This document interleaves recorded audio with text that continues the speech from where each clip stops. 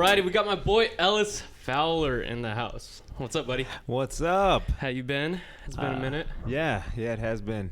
I'm great. I've been doing wonderful, man. That's what's up, dude. Yeah. Hey, I didn't know you were an author or you wrote books. Oh, yeah. Because, I was scrolling through your Instagram the other day and you have, the stories. So go ahead and put that down so people can see your face. Yeah. That they said a section for books on story highlights. And I was like, oh, cool. It's just like books that he enjoys or you like. And no, they're your books. Yeah. Things I've written. Yeah. First off, how does someone get a physical copy of their own book, or where do you start with that? And what made you want to write a book or write books? Well, in today's technology age is so easy. Like with Amazon, even though they take a lot of your profits, they make it really easy to set it up. Because back in the old days, you would have had to probably pay a publisher to publish your own book, and you'd have to buy a minimum of 100 copies or 1,000 copies or something and have them sitting around. But with Amazon and a couple other companies as well, you can create the product and basically they'll print it on demand, so you don't have to have any inventory. Oh, you're lying. When somebody orders it, they'll print it, they'll ship it out, so you don't have to deal with any of that stuff on your end. And so is this just through Amazon? I mean, there's a few other companies, but I do it through Amazon because it's, who doesn't use Amazon? If you So if I want to order your book, you don't have inventory. I don't know. So on demand, they print it and then send it out. Yeah. As soon as you order it, they'll print it, and it's Prime, so it'll be to you in 2 days. That's crazy. That's insane how that works, because so many businesses, I guess back in the day, or authors back in the day, I've heard so many stories of authors who print thousands of books and then 800 of them are in the trash. They just sit there. Yeah, it sucks because DVDs used to be that way as well. When I first did my documentary back in the day, I was like, I want DVDs. Yeah. But the way it works with those companies is they want you to do it in bulk, so it's cheaper the more you get. Yeah. But then you end up with 1,000 copies of something that you're trying to sell out of your trunk. It's awesome if you sell them. If you sell them, it is awesome. Yeah, you got to be hustling, and that's cool. But then you become that guy also who's hey, I got 40 books in my trunk. If you want to buy one.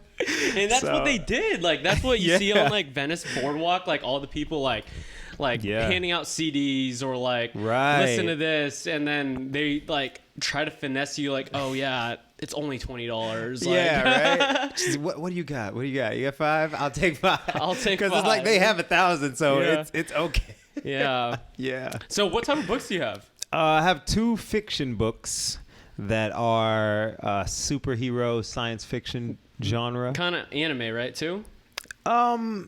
It could be made into an anime. Well, it looks I don't know. A Marvel comic book. Yeah, I wanted to give it that feel, especially with the cover, so people would know what they're getting into. Okay. This is gonna be a comic book in written form, basically, and that's what they are. They are, like I said, superhero science fiction. Yeah. So it's called the Dead Man Chronicles. Okay. And it's about a guy who, because I had this idea of wouldn't it be cool if there was a superhero in a city, let's just say Batman or something, right? Sure. And then Batman gets hurt, and then this regular guy has to come and take up the mantle to complete this mission or whatever. So that's kind of the plot. There's a superhero who kind of is in this city, this vigilante called the Dead Man. And then the main character, Derek, his pregnant wife gets kidnapped by the supervillain of the city. They try to mount a rescue, and in the process, the Dead Man gets gravely injured. And so in order to rescue his wife, Derek has to take on the mantle of the Dead Man and go fight this supervillain and get his wife back. So does this Dead Man have any superpowers? He doesn't. No, he's like a Batman. He's like a Batman. Okay. He uses technology. There's a lot of technology in the book because it's written in the future, so it takes place in the future. Sure. But sort of near future. Yeah. And one of the comments that I've gotten about the book from people who are science fiction fans, and even this one guy he's an engineer, and he came up to me and he's like, yeah, I really like the technology in the book because it's so realistic. I could see it in the next 10 years, like this superhero being a real person with this future tech that is like actually doing this stuff. So. That's cool. That's cool to hear, right? Yeah, it's really good to hear, because I kind of stressed about like, because I'm writing things and I'm writing technology that doesn't exist, but I always like to ground it in like the real. Like it's nothing crazy, some random stuff that we could never have. So I'm looking up things like there's this electric weapon that the Dead Man has. So I'm looking up like milliamperes and like all this stuff about electronics and electricity that I had no idea about. You do research for these things. Definitely, because I want it to be grounded in something real. So even if it's fantastic and impossible in a way, I want to have the most realistic explanation for how it exists. Yeah. So that's awesome. I mean, you see that in books throughout time. Like you look at Fahrenheit 451. Yeah, I love and they have, that's one of my favorites. They have like finger scanning for doors. Like how old is that book? Like super old. Super old. Yeah. And it's such in like a technological age. No more books, like all that stuff. Yeah. Like it's crazy. And then you see today, some of that shit's real. I know. You know? It's so grounded in that way. And I know it's kind of weird, because I feel like scientists they take from the people who imagine these things. Like if you look at Star Trek now, like the 60s Star Trek, we have all that stuff. Sure. And now we do, for sure. Yeah, now we have it all. And it's funny because like I know it doesn't always happen like this, but I imagine some kid watching Star Trek who's more scientifically minded, and they're like, I'm going to make that thing. I know. Or I'm going to make something like that. Now we got cell phones. They're like the little tricorders they carry in Star Trek. We do all the stuff. Crazy. We do more than they could do. I know. So it's amazing. So I kind of like that, the pairing of science and fiction, which is why I like science fiction. But, I feel like a lot of the stuff that we have from science comes from some person who was like, wouldn't it be cool if you could like put your finger on this thing and scan? And then somebody's like, I'm going to make that in real life. Yeah. So what inspired you to like, I guess, write a fiction book? Because like, I don't know that many like fiction authors, but like, if you think about it, like, I guess, look at J.K. Rowling, right? She came up with these crazy Harry Potter books that are like super fucking long, and most of it she wrote in her apartment, like as a single mom, and she just had these like crazy ideas and stories in her brain that honestly, if you say it out loud to a person before writing the book, it sounds fucking ridiculous. It does, and like a lot of people like won't.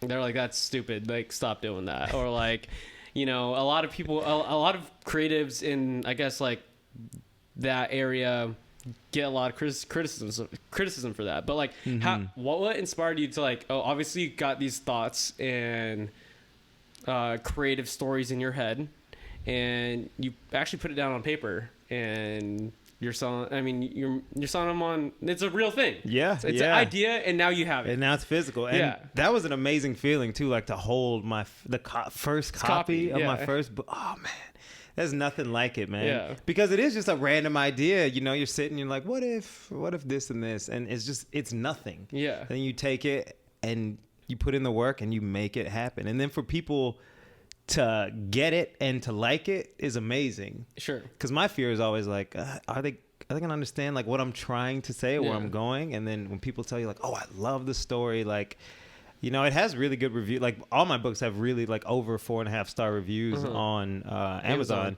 So it's just like people get it, and I did this thing, and it's amazing. But I've always loved storytelling, and I've always wanted to. Like I used to write books as a kid, and they were horrible.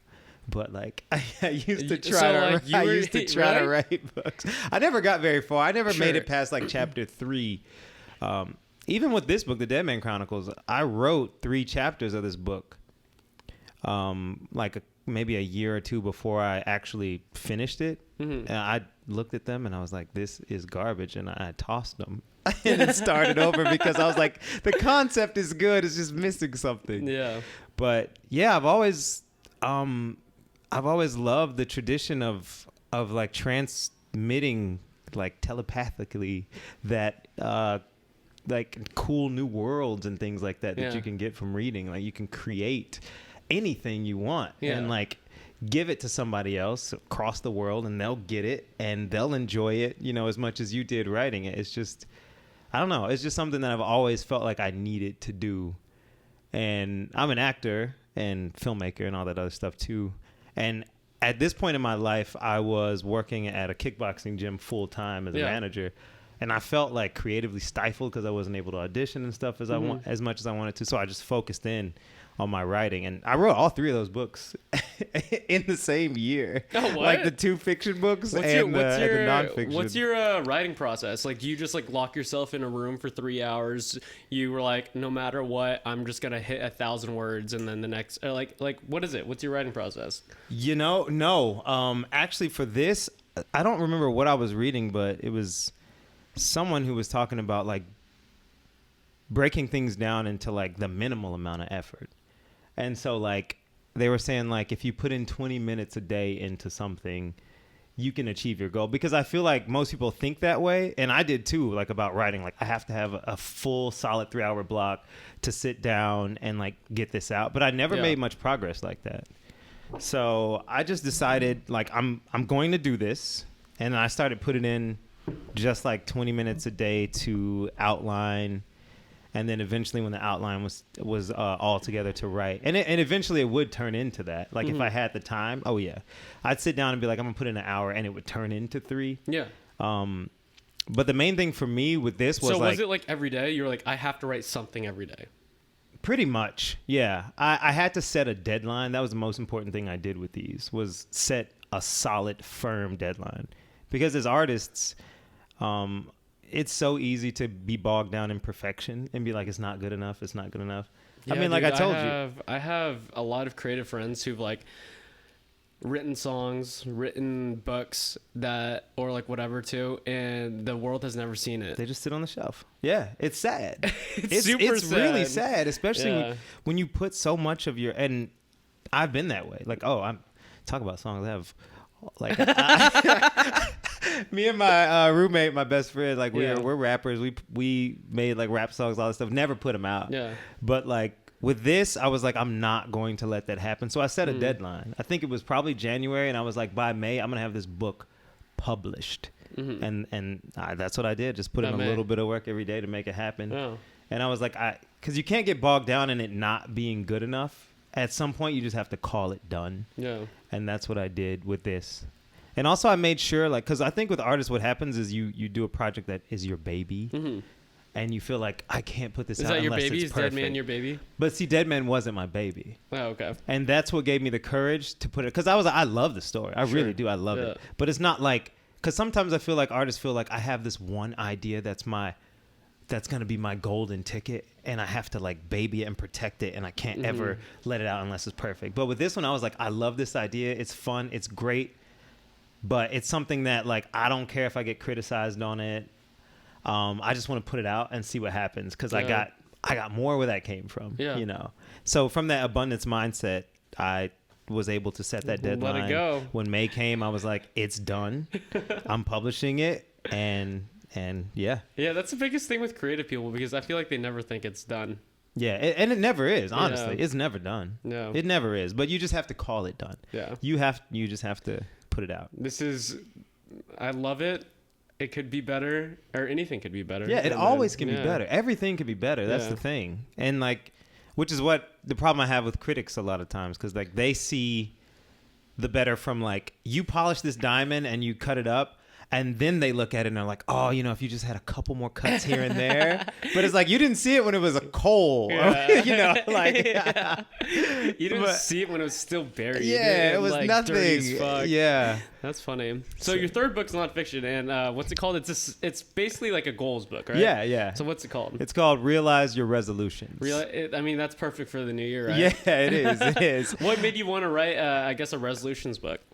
Because I'm kind of obsessed with making New Year's resolutions, well, like New Year's goals. It was like a tradition we had in my family where, like every New Year's Eve, we would sit around the table and like we will have written goals that day or whatever, and then we like would talk about our goals and like really like set our intentions for the next year. And I feel like that's so important because as I've gotten older, I've kept that tradition. I feel like it's really helped me to like stay focused throughout the year.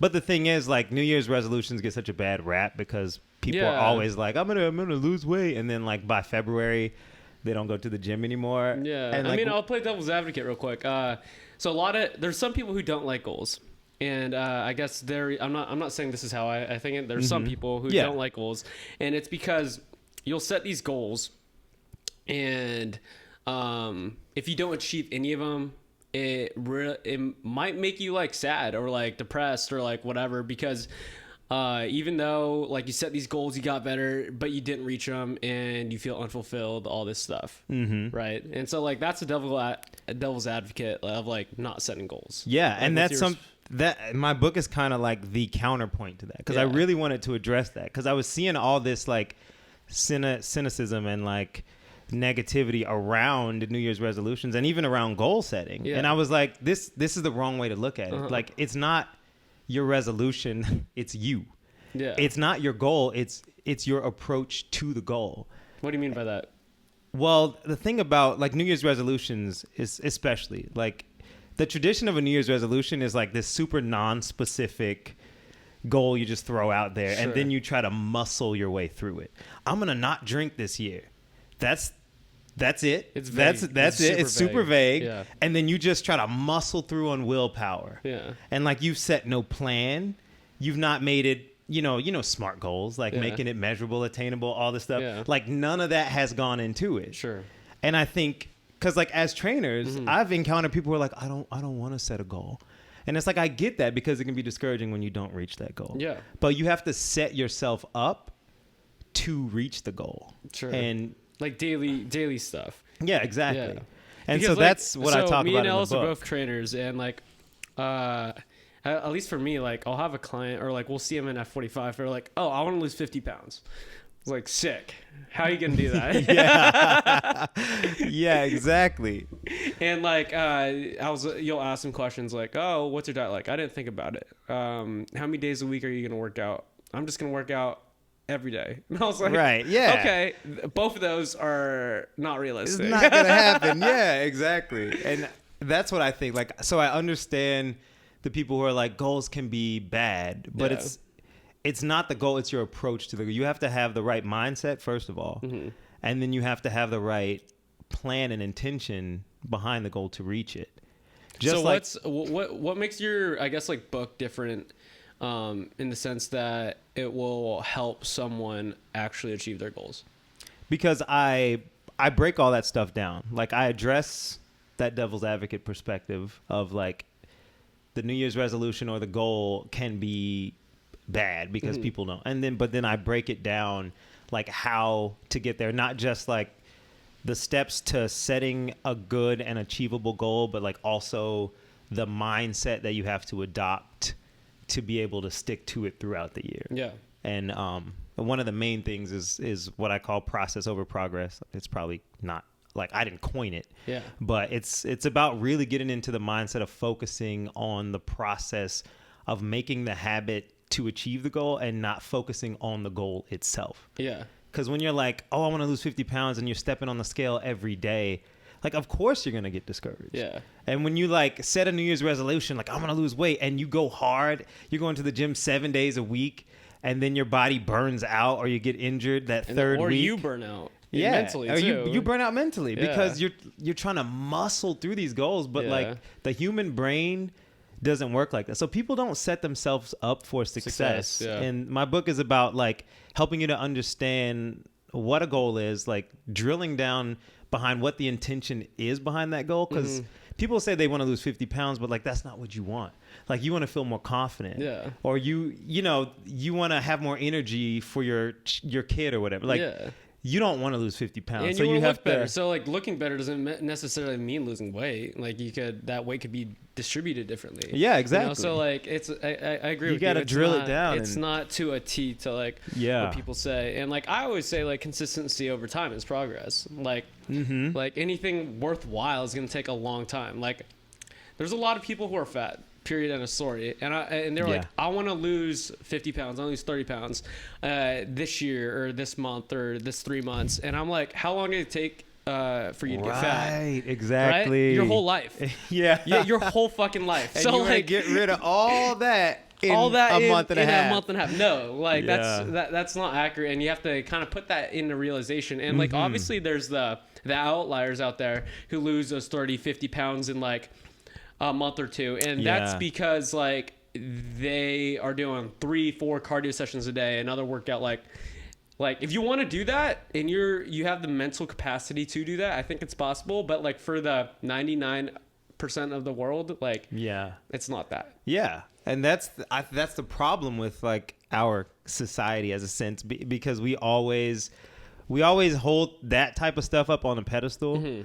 And also we have that, that immediate gratification mentality. So people want it now, and then they see these stories of people who went super hard and got it done in a month and a half. But it's like, that's not, even if you do it, like follow that person. Follow them for the next 5 months and see if they still have that weight off. Yeah. Because if it's unsustainable, you're not going to keep it up. No. So yeah, you can do 3, because like sometimes we'll have people who like, I'm doing doubles. I'm going to do a double every day. And I'm always like, yeah. We mean double F45 classes, by the way. Yeah, exactly. And if you haven't checked out F45, it's a very hard, I guess high intensity HIIT training. You guys should check it out. Yeah. I always am reluctant to encourage that, because like, yes, it is like, hey, you're pushing, but then you're going to burn out. And then you're going to take 4 weeks off. Yeah. And then you're going to gain all that weight back. And then you're going to be like, working out just doesn't work for me. And it's like, don't blame it on the goal or it's your approach. You have to do this stuff in a way that is going to be sustainable, or else, you're wasting your time. And I think that's what a lot of people do, just because social media, marketing, all this stuff makes it seem like you can have it now. I know. But that's just not life. It sells though. It does sell. It does sell. But with that being like said, I guess like what are your goals for this next year? Ooh, dang man. I haven't. So I have that tradition. So I haven't like written them out. Yeah. Yeah. I'm gonna do that tomorrow. A rundown of what do you think? I mean, I think more of the same of this year. Just like trying to enhance everything that I am doing. There's a couple things I know. Better sleep. I want to make sleep a non-negotiable. Like I'm getting my 8 hours no matter what. Yeah. I need to work on that too. Yeah. Sleep's a superpower. When you have like proper sleep, like you just feel better. Honestly, people who like sleep well look better. Yeah. I mean, their skin's better. Everything's better.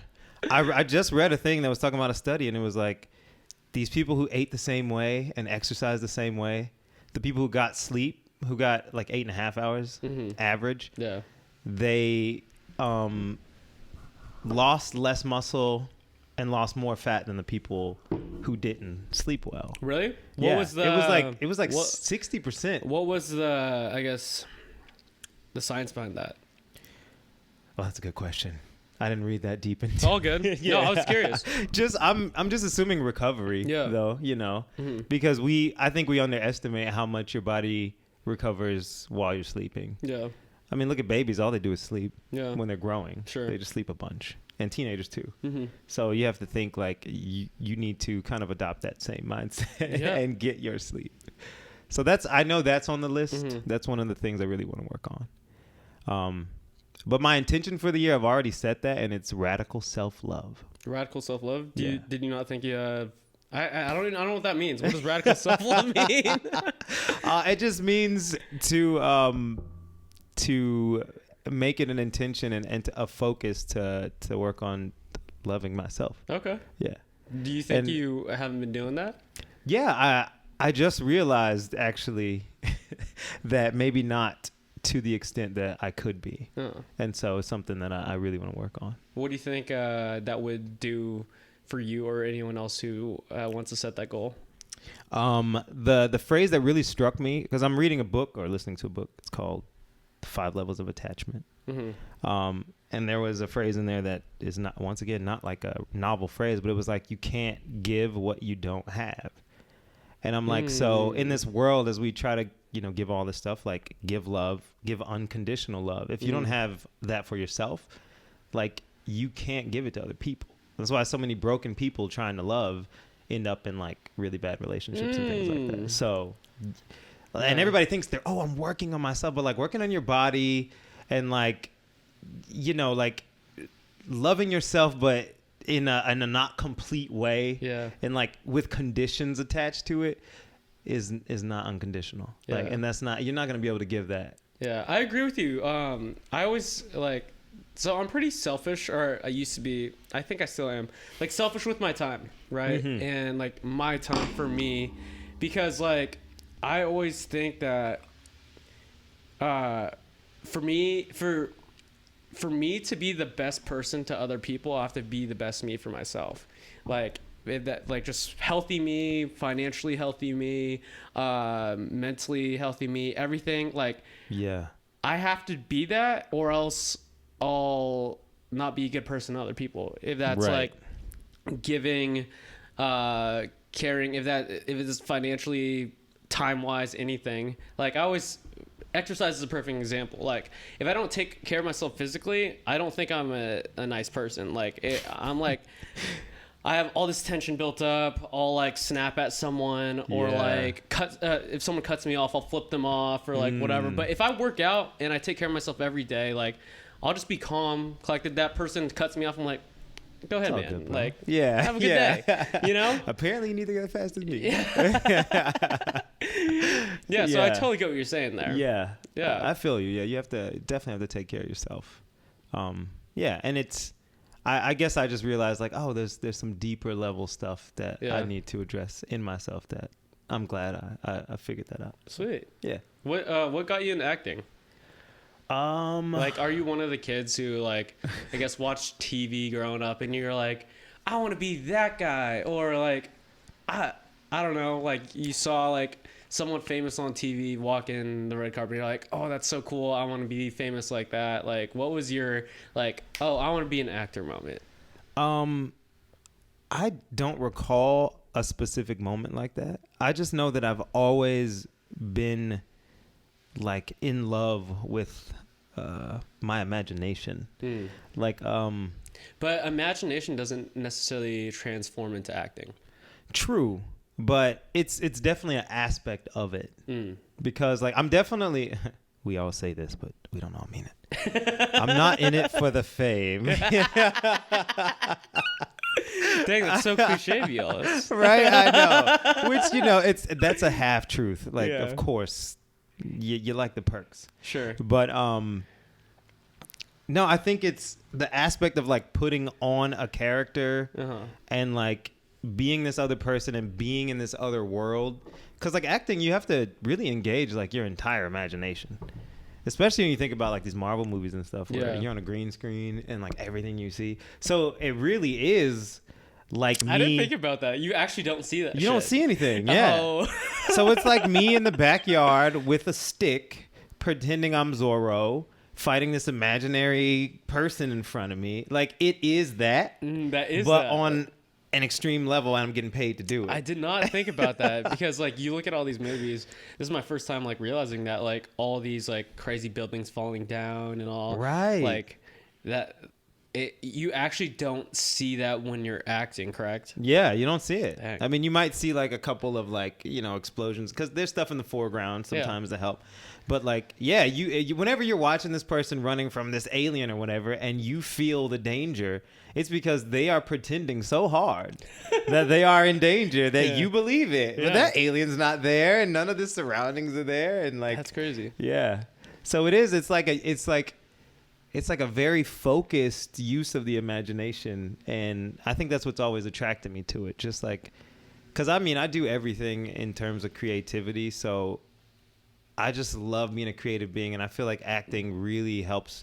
Like it really encompasses a lot of just creative work and imagination and like, and there's technical aspects to it as well. So. Yeah, like I mean, a technical aspect. You just did a role right with an accent or like an audition, right? Yeah. And obviously, you don't have that accent. Yeah, like, and so that's technical. Like you have to train your voice, because your mouth moves differently with an accent. Yeah, it has to. Yeah, you know? Yeah. The way you breathe even is different. Yeah. So yeah, and that's all. That's very fascinating to me, and to delve into it is just like nothing gives me And I guess that's the baseline of it. Like the bottom line is like nothing has ever given me as much joy. As acting and writing, like all of the creative aspects. Like that. Yeah. Why do I guess like actors, even famous actors or well-off actors, why do they need like coaching? Because like everyone always tells me, he's like, oh yeah, I'm going to my acting class today. Oh yeah. You know, and I was like, can't you just like, I don't know, like hear a accent or look at, just hear someone saying this sentence over and over, and you try to manipulate it until you get it. Yeah. Or like a movie scene or like a theater scene, you watch, someone's already done it, like in some way, and you just like keep looking, see how they move their body, see how they are seeing their emotion on their face, and try to like copy that. And I always thought like, oh, that would be the best way to learn or something. Like, why does someone?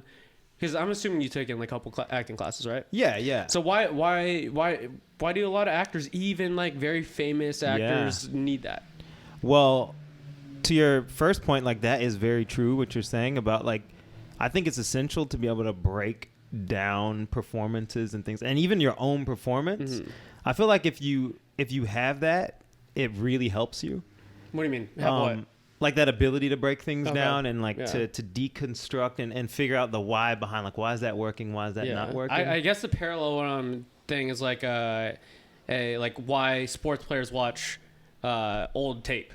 And to like see what they did wrong and then correct it. Exactly. So like I feel like you could do the same with acting. You know? I feel like if you have that ability, because I really feel like, because I also direct, I feel like I have that ability to like see myself semi-objectively and break things down like that. And I think it's helped me a lot, especially like not always being able to afford the crazy expensive acting classes that there are. Sure. But just like an athlete or anybody who performs at a high level, like you can't always see everything. And that's why it's good to have a coach.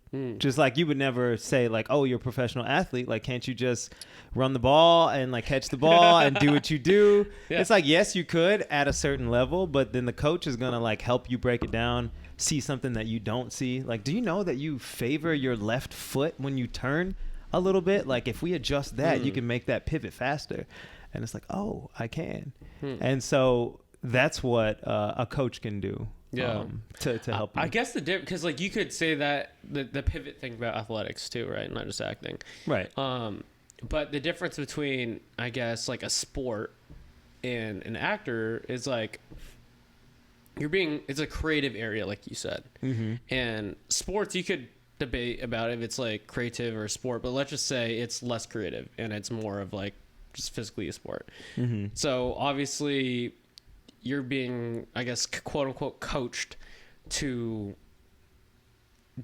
like do something more creative, like, and like something that's like you versus like a super technical, like, because acting, it's not like, not all the movie is just the script. A lot of improvisation is done and like all that stuff. So like you can't teach that. You can't. But it's also like, so the thing, because I just did a role, like I had a really, really big audition. And my manager sent my like... This is recent? Yeah, it was recent. It was a callback. I had a chemistry read with like a really famous actor. And I wanted to get coaching. Read? Oh yeah, chemistry read is like when you and like the big actor or the already cast actor or whatever, you'll like do the scene together. Oh, okay. And the producers and the actor are all like trying to see your interaction, how you look against each other, like all this stuff. Yeah. So my manager sent my audition tape to this coach for her to coach me, and she came back and was like, basically saying like, I have no notes, which I was like, oh wow, that's great. But what she did talk to me about was like, she was like, I want to talk to you about like what you are using in this moment, like what internally you are thinking about or using to fuel this performance, because I want to make sure like you can do it again. And I think with acting, sometimes it's the internal work that a coach can help you with, that not necessarily is like, oh, I'm changing your choices, like the way that you say this line or like your creative choice in this way. but like, let me help you find a space or find a different way to look at this situation that is going to give you a stronger, a deeper performance. And so a lot of times it's not like technical. It's not about like the creative aspect. Like, oh, I think you should be like a more bubbly character. Yeah. It's kind of like, let's get to the inside of what you're actually feeling or what you're using to bring out, to channel out that character that you need to be. Yeah, exactly. Okay. And so and that, which, so she helped me in that way, and just like really made me realize a couple of things that like I felt like really helped me in my performance that I hadn't really looked at, because I was thinking more about the performance and stuff, but like we went deep like on an emotional level. Yeah. And I feel like that is something that you can't always do with yourself. Sure. You know, somebody to be like, someone to help guide you to that, like, mindset or exactly. State. Yeah. And that is very helpful. Like when you have a coach that's able to do that, it can be priceless. Yeah. That's cool. What do you call it? Why is no notes a good thing? Well, no notes is a good thing because if there are notes, then you got a lot to work on. You know, because it's kind of like what I was talking about with writing, where when you put it out there, you want people to get it and to see where you're coming from and to feel it. Okay. And with the performance, like that's the base level. Yeah. Usually if there's initial notes, it's because like, I didn't really feel that moment. That wasn't like that believable. I feel like you need to approach this differently. And so there's nothing wrong with notes, because notes are great. Yeah. You know, but if somebody's saying, well, I have no notes, that means like you hit all the marks for that audition or like whatever. Right. Okay. Yeah. And that means like your performance is what it needs to be. And like then now you can take it to the next level, like deeper. But if it's like, oh, I feel like, you know, I don't believe when you get angry at him, I wasn't really feeling that you were connected with him. Well, then it's like, well, now you got to work on some other stuff to even get your performance to being like a good performance. Sure. So no notes is like, okay, at least you got a good performance. And that doesn't mean it's no notes from everybody, but like when it's a big name coach or whatever, it's nice to hear and to know that you're on the right path. Right track. Yeah. Because if they're like, I got 7 notes, then you're like, God dang. Square one. Nice. What do you call is there any, I guess, back to goals that in 2021 that I guess you hit and you achieved and you were ecstatic that you crossed off?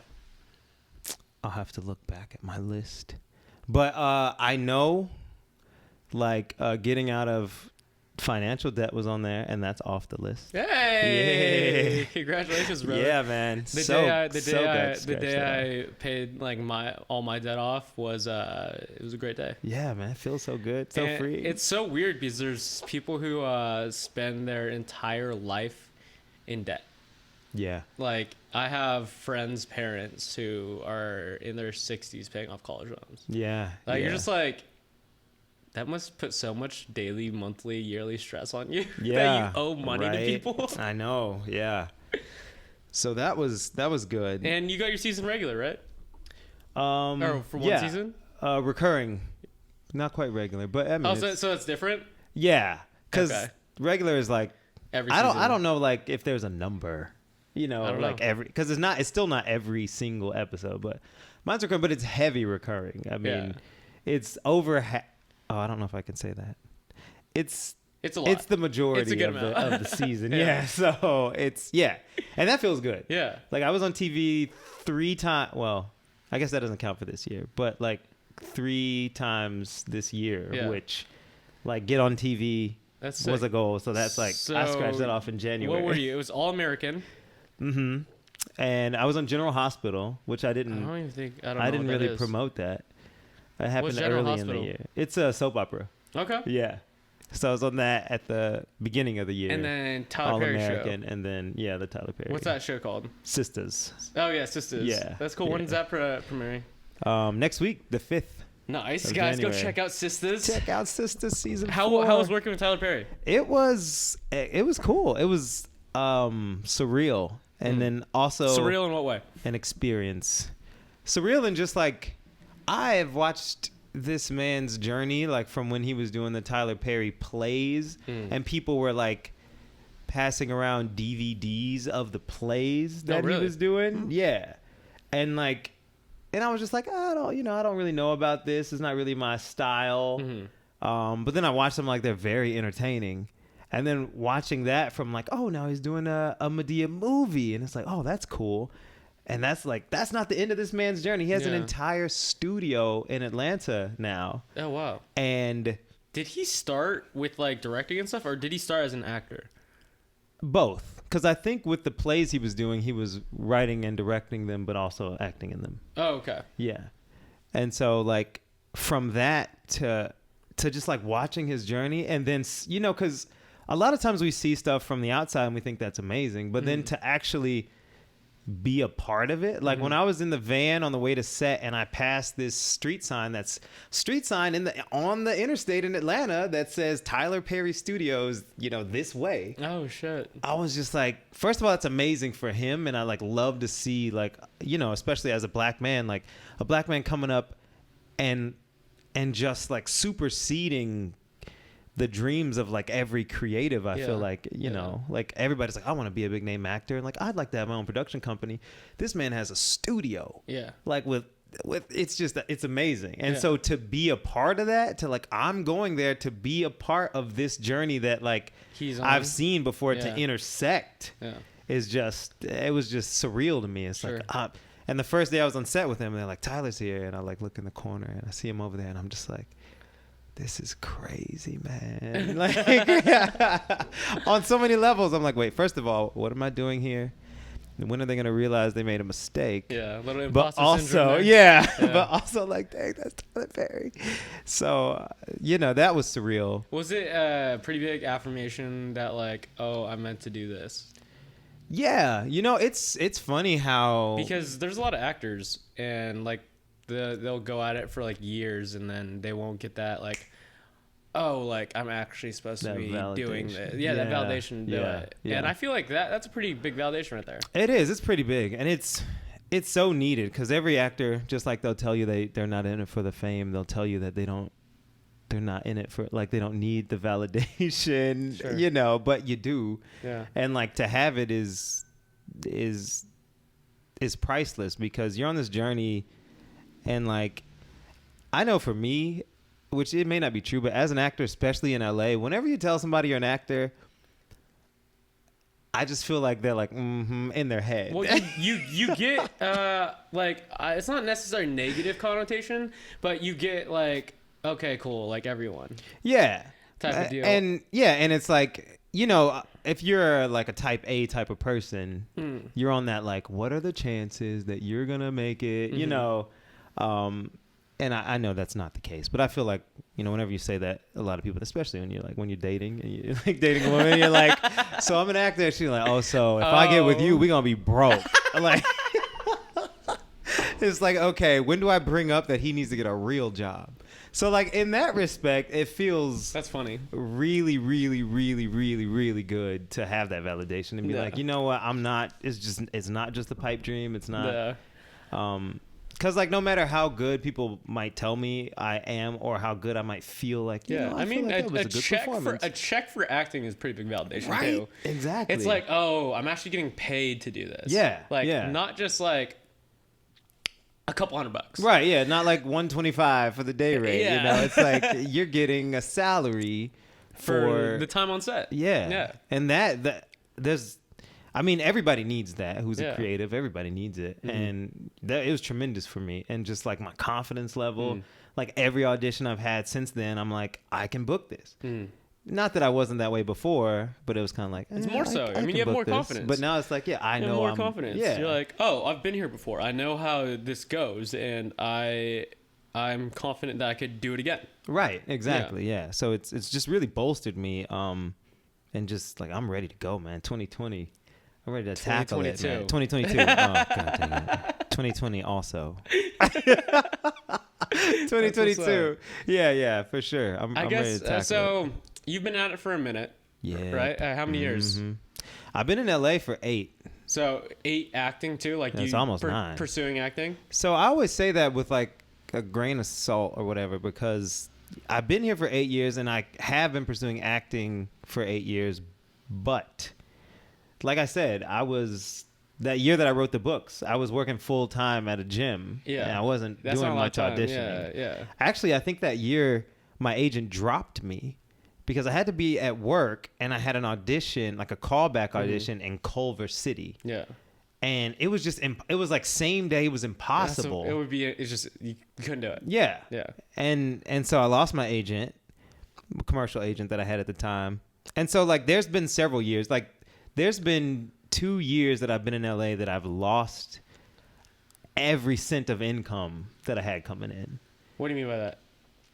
I mean, like, so there was a time when I was just freelancing. Like I had my own, like, just video editing business. Okay. Yeah. I had 2 clients that were kind of like my bread and butter, like consistent work. Yeah. And they both went under at the same time. Like their company went under. Their companies went under. One guy, he had all his assets frozen by the IRS because he owed them like $1 million. Cool. And then the other guy, he just kind of fell off the map and he was going through hard times and he owed me money. And like, so I was like, okay, now I have $0 of income coming in. So then your focus, like, of course you want to audition and stuff, but your focus is on like, I got to pay rent. I got to make money. Yeah. Yeah. So, I mean, it's definitely been an up and down journey in that way. That's what forced you to do like full time at this kickboxing place. Yeah. Cause after that, like, so I was working at Kmart for a minute, like overnight stocking. Here? Yeah. LA? Yeah. Swear. It sucked. It sucked, man. No, I know. I just can't believe you did that. Here's a story. So I was working at Kmart and I was doing this audience coordination thing. Yeah. Audience coordination. Where we like bring in the audiences for shows. At Kmart? No. It was a separate thing. Okay. Sorry. So I was working, it was like on The Voice. Yeah. On the Universal lot over here. Yeah. And you know, it was cool, but it was like freelance on and off type work. Yeah. So I was working at Kmart overnights. I would go to Kmart, work freaking overnight shift, go to Universal into the parking garage and sleep in the car, and then wake up and do audience coordination for the morning for The Voice. Swear. For like, I don't know how many hours, go home, take a nap, go back to freaking Kmart, work overnight shift. It was horrible. So when I got that job at the kickboxing gym and it was nice and steady, I was like, this is what I'm doing. And then when they offered me management, I was like, I get a salary. Yeah. Like, I know that I have income coming in. Yeah. So, you know, I just needed that moment to like regroup. It's a trap. It totally, if you're an artist too, it's a super trap. Yeah. Because like you can't do both. Yeah. And as much as you want to, you can't. That's why I wrote 3 books, because I had to get it out of me some kind of way. But I knew like this isn't sustainable. So I don't necessarily count those years as like pursuing acting, because I couldn't. Yeah. Like you can't really do it unless you can do it. Yeah. So probably like a good 5 years. Yeah. Trying. I'm kind of in that situation right now. So the trapping thing. Mm-hmm, yeah. So I guess you'll be the first to hear in like publicly. Like I'm not. I'm not staying at Soho House. I'm dipping. For real? Yeah, because like it's like 5-6 days a week. Mm-hmm. 9-hour days, right? Great money. I've like Kanye sits in my bar. I have crazy stories. I bartended Adele's album release party. So awesome. I made a couple drinks for Lizzo and her friends. Like, it's very cool. Nice. Meeting a lot of cool people. Working my ass off. Pays great, but it's nice. I can't do the things I want to do fully. You know. Yeah. And it's so nice to have that consistent paycheck coming in. It is, man. Especially in it's expensive out here. Man. It's super expensive out here. It's very expensive out here. It's hard to stay out here. My mom was like, you know that your rent is more than my mortgage. I'm like, sick. Thanks, Mom. Right. Yeah. Cool. Yeah. But like you said, like you didn't have time to pursue the things that you want to do, which was like acting. Yeah. Which you came to LA for. Right. You know, so I just got a job at Lavo under the Tao Group. Okay. And it's going to allow me to do like 3-4 days. And then the rest is going to be like pursuing bitters and this podcast and like everything like that, which is like awesome. That's good, because I've been worried about you. I've been worried about you twice, Nate, but you always make the right choice. So that's good. Why are you worried about me? What's the second because time? you do so much. One of the hardest working guys I know. Thank you, man. I appreciate that. You do so much, and I know you like you have such high aspirations, but then sometimes you take on a little too much. Yeah. Like when you got the bartending gig up the street and Mercado, yeah. And I was like, why'd you do that? I was happy for you, but I'm like, hey, you're coaching, you're working at F45, like your personal stuff, you're doing the Bitters company and the podcast, and I'm like, Nate, how are you gonna do that too? Which I get it. And then when you got Soho, I was like, okay, good, but like as an artist, I know because I've been there. I'm like, how long is this gonna last? Because especially when you're telling me how long you were working. Yeah. Because I'm like, he needs it. He needs his time. But back the to good thing is like back making. You can get in these situations, which is fine as long as you make the right choice. And I think that's what separates like the people who are gonna make it, quote make it, from the people who will get permanently trapped. Is that when it's time to go because I don't know you got to prioritize. I don't know what it is. I guess it's a feeling. It's a feeling. It's a feeling. You feel it, and it gets strong. Oh, this is I'm not supposed to be here. Yeah. You feel it. Yeah. And is that what you felt like at that kickboxing job when you were working full-time salary? Like you're like, oh, I should not be here anymore. Yeah. You start to feel it, and the longer you put it off, it grows and it grows and it grows in intensity. Yeah. Like eventually we had just horrible management there. I'll say it publicly. But hey, you don't know the name of the kickboxing that's spot, right. So it's okay. We had there was an issue, and so I got demoted. From manager back down to like part-time employee, and it was great. I was happy, and because it needed to happen. Either that, or I was going to quit anyway, or step down anyway. Well, it was kind of a mutual thing. I was glad to step down. Sure. And you feel it. I feel like that's one thing that as an artist you have to have. I know I have it. Is like I really go off my instincts, and I think in life it's important that you do that and you listen to those feelings. Because sometimes I just feel something. I'm attracted to something, or I'm being, pulled away from it. And you got to go with it. And it's like when I moved here, I just knew I had to be in LA. And I didn't have a plan per se. Like I planned as much as I possibly could, but I didn't have a job or anything. But it's just like at some point, this is a line. I think your body is like telling you like this is a line, and if you cross it, there's gonna be trouble. And so you have to you can get up to the line, you get your toe on the line, but then you got to make the shift, or else shift back, or else you're trapped. Or you're gonna be one of those people who are like, I could have gone to LA and pursued acting, but I wanted to work at my desk job for another 10 years. And it's like, it's not just that. It's like they say they'll all work at my desk job for another year, and it turns into 10 years. It turns into 10. You ever watch that sitcom Superstore? No. Oh, okay. There's a guy on, like the main character. He's like this guy who's like, oh, I'm only here for, temporarily. And ends up staying there for the whole run of the show, however many seasons. It ends up being several years, and I always like kind of hated him for that because I'm like, what are you doing? Like, what are you doing? Still working at Superstore? Because I've been there. I worked at Kmart. What if I stayed? How long were you there for? About less than a year. Okay, less than a year. Oh, so you felt it too. You're like, I should be here. Yeah, it was just something to like fill the gap because I had to do something. And you just got to make money. Income. I had to do something. Yeah, that's awesome. So I guess back to my first point, which was you've been here for 8 years. You've been pursuing acting on and off, doing creative gigs here and there, little pauses to I guess make ends meet because LA is a hard city to stay in. Damn it is. I guess what motivated you to keep going to the point we're at now? Because right now, what do you say? It's not the peak of your acting career, but it's way better than it was before. Yeah, I can see the light, not the light at the end of the tunnel, but I see the path forward, more so than ever before. Yeah, because I guess what motivated you, one, and two, what's your advice to I guess any upcoming actors who want to quit after year one or year two, or should they quit, or I don't know, what's number one, what was your motivation, and two, what's your advice to those actors out there who they think after a year or 2 years, if they haven't made it, they haven't made it? Yeah. My motivation, I'd say, is just kind of like that instinct, that feeling. that we were talking about a minute ago. Like the feeling that it's not yet time.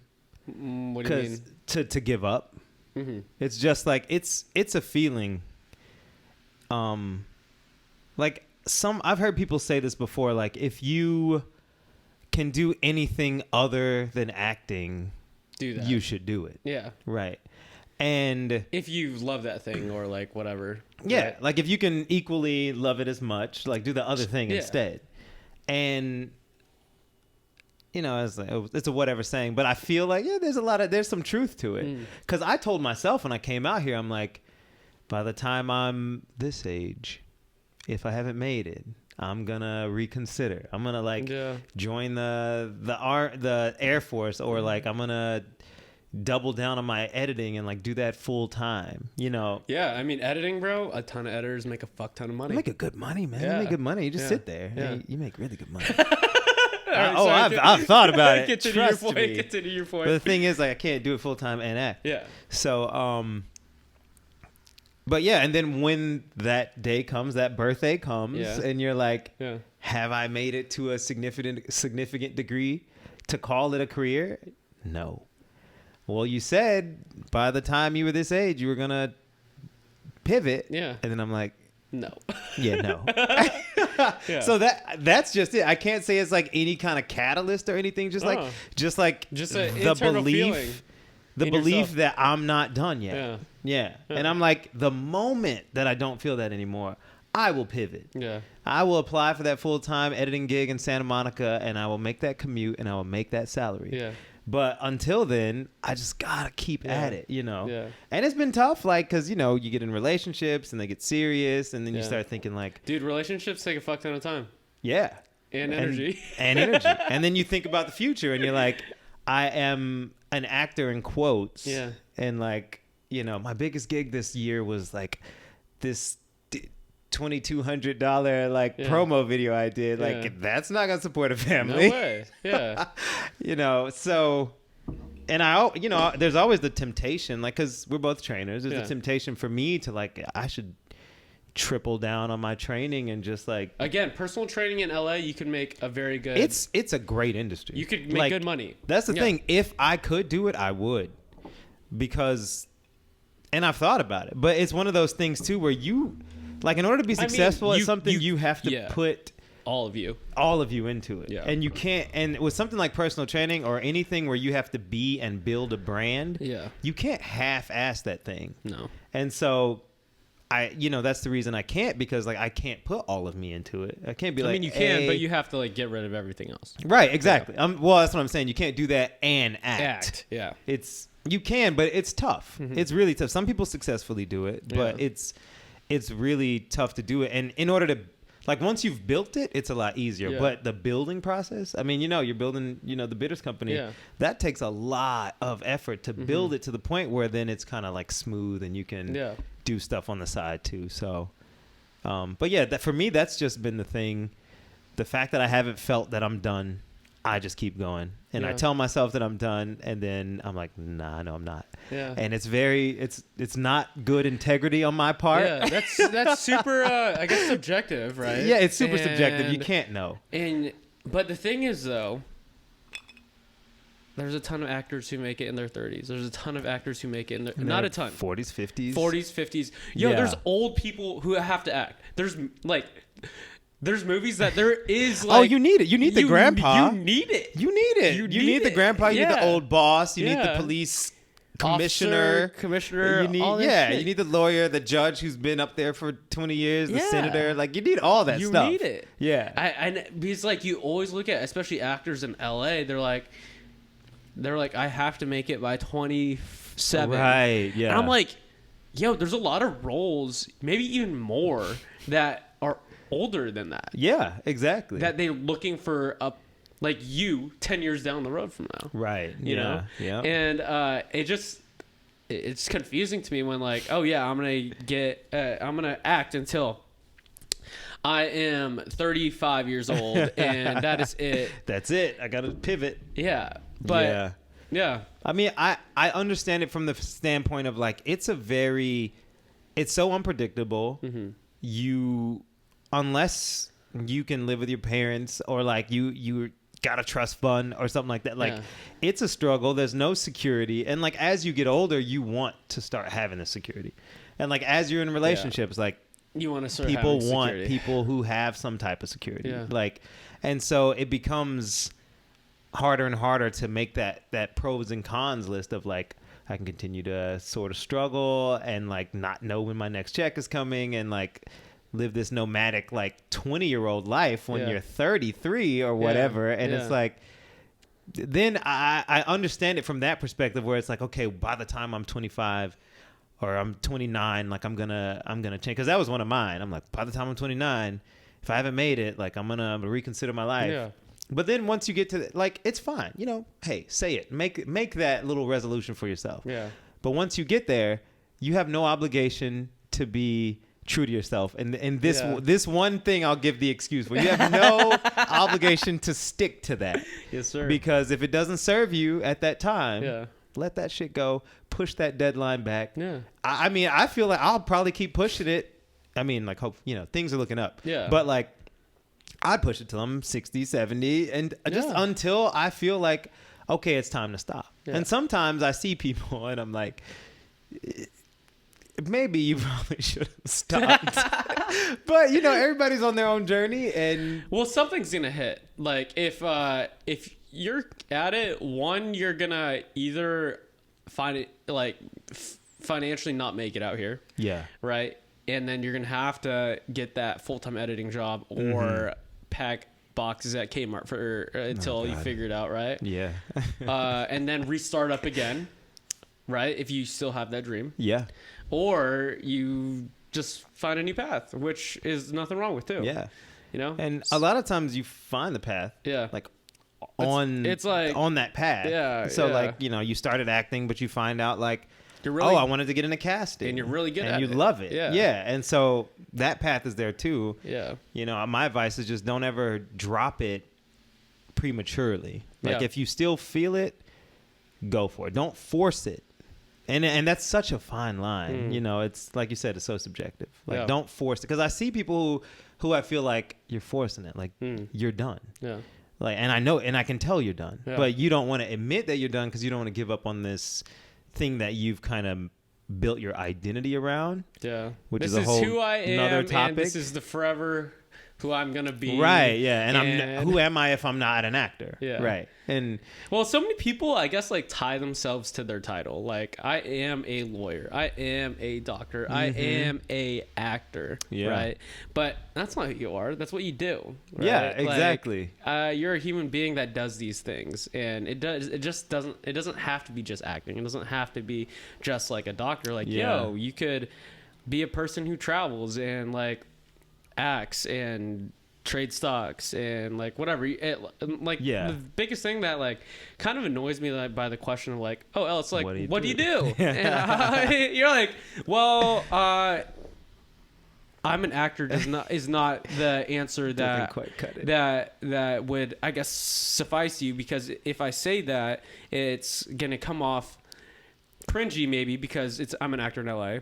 But if I also, do you want to hear everything? I'm a video editor, author, blah, blah, blah, blah. That also comes off, right? Yeah, exactly. But that is what I do. That is who I am. I am all those things. I'm not just an actor. Yeah. You know? It's always tough that way. No, it is tough. Because sometimes people will tell you too, like, what, like, you know, especially as you're trying to brand yourself and stuff, like, what do you do? Like, people need to understand what you do. Yeah. And so then you have to narrow it down. I think like on my Instagram I have like 3 things. Yeah. And then if you like go in depth about it, like people don't really want to hear They don't want to. Yeah. They don't want to hear that you also write and that you also shot films, and like they don't care. They don't want to hear all that. Yeah. It's like whatever's most relevant in the moment is usually what I say. The biggest thing too is like, I guess when you go home to family, I don't know if you've experienced the same thing, but like every time I go home, I guess my grandparents are like old elderly folk don't really understand what you do out here, or like for me either. Yeah. So like they always ask me, when are you going back to school? Or like I have a lot of friends who are dentists, and I have a lot of friends in that field, and they're like, oh, so you don't like dentistry? And I was like, what? Like, I feel like it's a very admirable. When my buddies show me like how they fill this cavity or fix this tooth, it's like, oh, that's super cool. Like they're passionate about it, and I'm super happy for them. It's not that I don't like dentistry. I just like wasn't attracted to it. But like you explain that to someone who for their entire life wanted their grandson to be a doctor. It's hard to explain. And you're explaining that, oh, like you don't understand that personal trainers like prevent people from going to the hospital, prevent people from getting fat so they don't have diabetes. Right. It's not just a superficial thing. If you put that in perspective, honestly, personal trainers might be saving more lives than doctors. Yeah, right. I mean, I'm not saying that's the case. I'm saying if you look at it from that standpoint, though, you might begin to see you might begin to see how admirable, how beautiful this path that we chose is. Yeah. You know? Yeah. That's true. Yeah. You know? And so many people look at the negative connotation, you know, like for example, when someone tells me they're an actor, I look at it with an open mind, right? Yeah. That's good. And I'm just like, oh, what parts have you played? Because like you're learning things that a lot of people don't know how to do. Like, for example, the accent thing. I was like, I don't even know where to start to sound like that. I find that fascinating. Yeah. Right?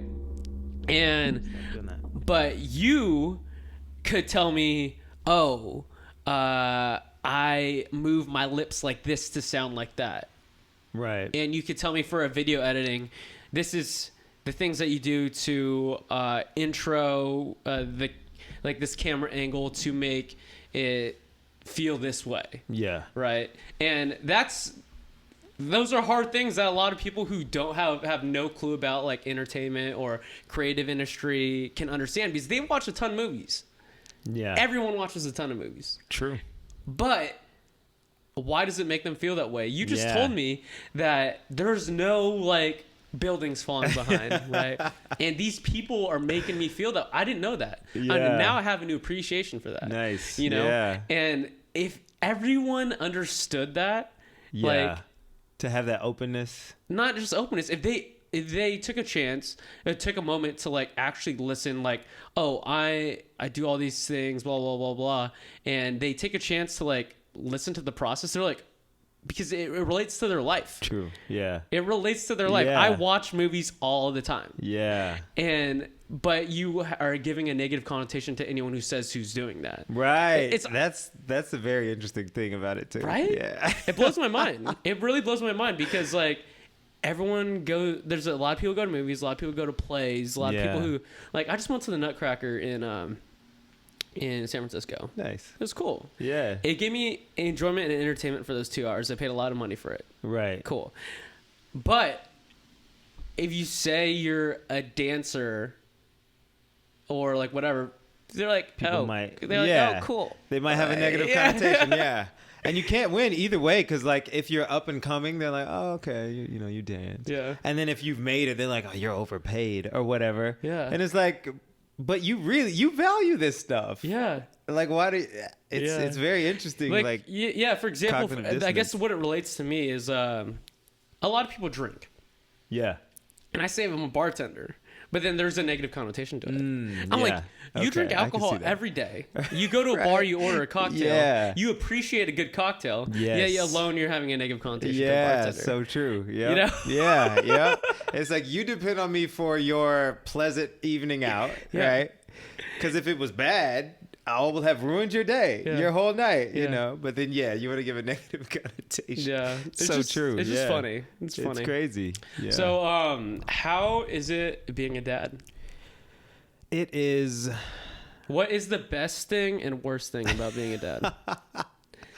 And I guess your situation is a little different than others. Yeah. But I guess let's start with that. What's your best and worst thing about being a dad? Specific to my situation?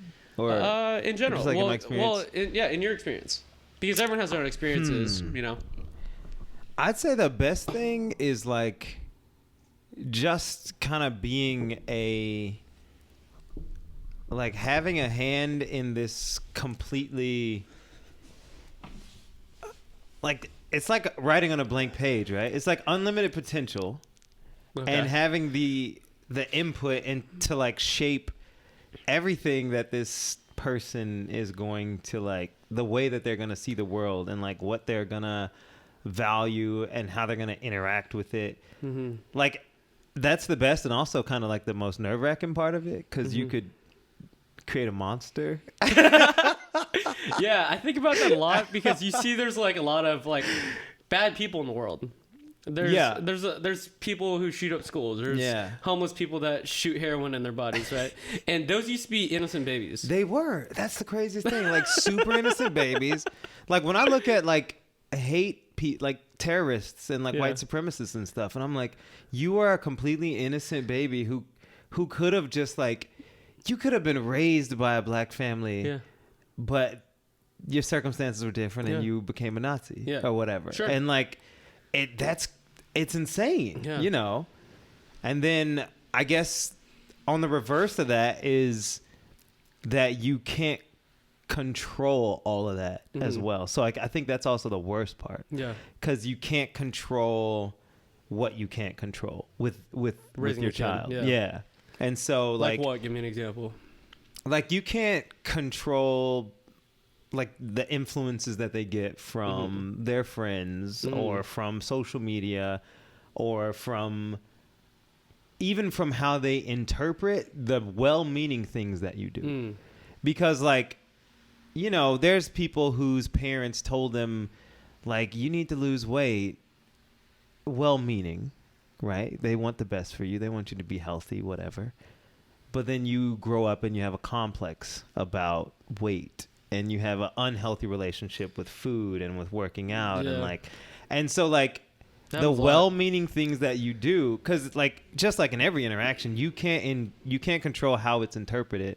So you have to be very intentional about how you say things and how you approach things. I think that helps a lot. Yeah. But even still, you have no idea how certain things are gonna like for me, like I don't live with my son full time. You know, he's in Tennessee, I'm here, and I see him as often as I can.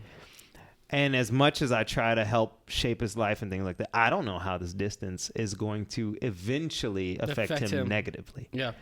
As much as I'm trying to like prevent any kind of like feeling of non-acceptance or like positive influencing him and everything like that. You're trying. Exactly. I'm doing the best that I can. Yeah. But I don't know if one day he's going to be like, I feel like you never loved me because you weren't there. And like, that's something I can't control. Yeah.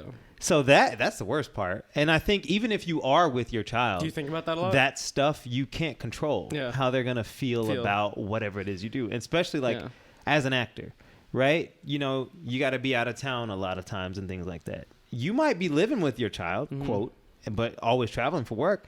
They might still feel like you never loved me because you were never there enough for me. Yeah. Like, well, yeah. For instance, like I booked this Tyler Perry gig when I was supposed to be seeing him for his birthday. Damn. And I thought he would take it okay, and he did not. Oh, how did he respond? Oh, he hated it. Was he mad at you? Yeah, he was very mad at me. He was like, I'm so disappointed. He sent me a messenger, you know, like it's horrible spelling. Like, I'm so disappointed in you. Like, and I felt so terrible because I'm like trying to show him like, oh, this is the hotel suite they set me up in. And like, he didn't want to talk about that stuff. And as much as I like wanted to share my journey with him and want him to be happy for me. He doesn't care. He cares about his birthday. And he's like, you said you would be here and you're not. Yeah. And I'm like, you don't understand. Like, this is going to help you. This is going to help us. Oh, yeah. Like, you know, this is the biggest thing I've ever booked. But he doesn't get it yet. Like, I know he will one day. Yeah. But, and then, I think about that stuff a lot. Because I'm like, well, how will this affect him? Like, is he permanently scarred because I missed his birthday to do like the biggest gig of my life? Yeah.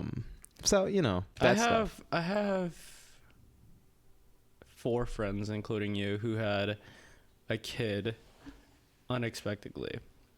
And like, I would say 2 of them that I know of, it like changed their life for the better, and they really enjoy it, and like they can like they live with the kid, everything like that, and it's awesome. Yeah. I guess it's a crazy experience that I can't imagine it. Like, if my girl was like, oh, I'm pregnant tomorrow, I have no clue what I would do. And you experienced that, correct? You got like a phone call or like, I don't know how it happened. And you're like, hey, we're pregnant, right? Yeah. How was that? And like, how did you, like, I guess, get through it until where you are now? Because I couldn't put my feet in your shoes. Like, I can't even imagine like that experience. Yeah. I did say nothing was off limits, huh? Yeah, I mean, in my situation, like, it was unexpected, and there was a little more behind it because I felt betrayed in the situation. Sure. So I'm not talking about like in depth in the relationship. I'm just saying like how you felt. Like, how did you like navigate your way to like, oh, like to like how you're a parent now, and how like you were gonna still like, because there's a ton of like parents out there who like, oh, I'm having a kid, I'm dropping my whole life, and I have one friend who's done that. Yeah, that was tough because like it was tough, like just kind of accepting it in the beginning and like knowing that like, you know, this is real and there's no escaping it. And then being like, having that conflict there because like I'm sure you thought about it. I never wanted it to be this way, right? And then in life, like we get so attached to like what we want things to be that we have a hard time accepting what things are. And I went through a time, man, like I don't even think I realized how much it was affecting me, like health wise and everything. The stress of like being out here and just being out here. Like we had Ethan when like it was my first year out here. Oh shit. Yeah. So it was kind of like it's easy to let it go now because you just started. Yeah. Like you can just let it go and just be what you want to be, because it's like I never wanted to be the absent father or whatever. I always wanted to be, if I was going to have a kid, like I never really wanted to, but I always, if I was going to, I always wanted to be that one that was there. The dad who's like, at every football game. Yeah. And so it was a identity struggle because like, well, who are you now? Yeah. And just in a lot of ways, because it's like, well, you're here in LA because you're an actor, but you're not an actor. And, you know, you don't really have an excuse for not just dropping everything because it's your first year and just going back to Tennessee and just living that life. Yeah. So it was tough, man. It was a struggle on so many levels, like the way I felt about the situation at the time, just like how it happened, and also about like what I wanted to be and who I wanted to be. Like, because no matter how I felt about the situation, like I know who I wanted to be as a father, and it was in conflict with who I wanted to be like as a person. And sometimes it still is. And so it made, like when I was telling you about that feeling of like, this is the moment that I should give up or whatever, or like whether it is or not, it complicated the hell out of those moments. Because it's like, okay, now you're 29, you haven't made it as an actor, you have a child that's 1,000 miles away, what are you gonna do? And so it's just like, that's a hard question.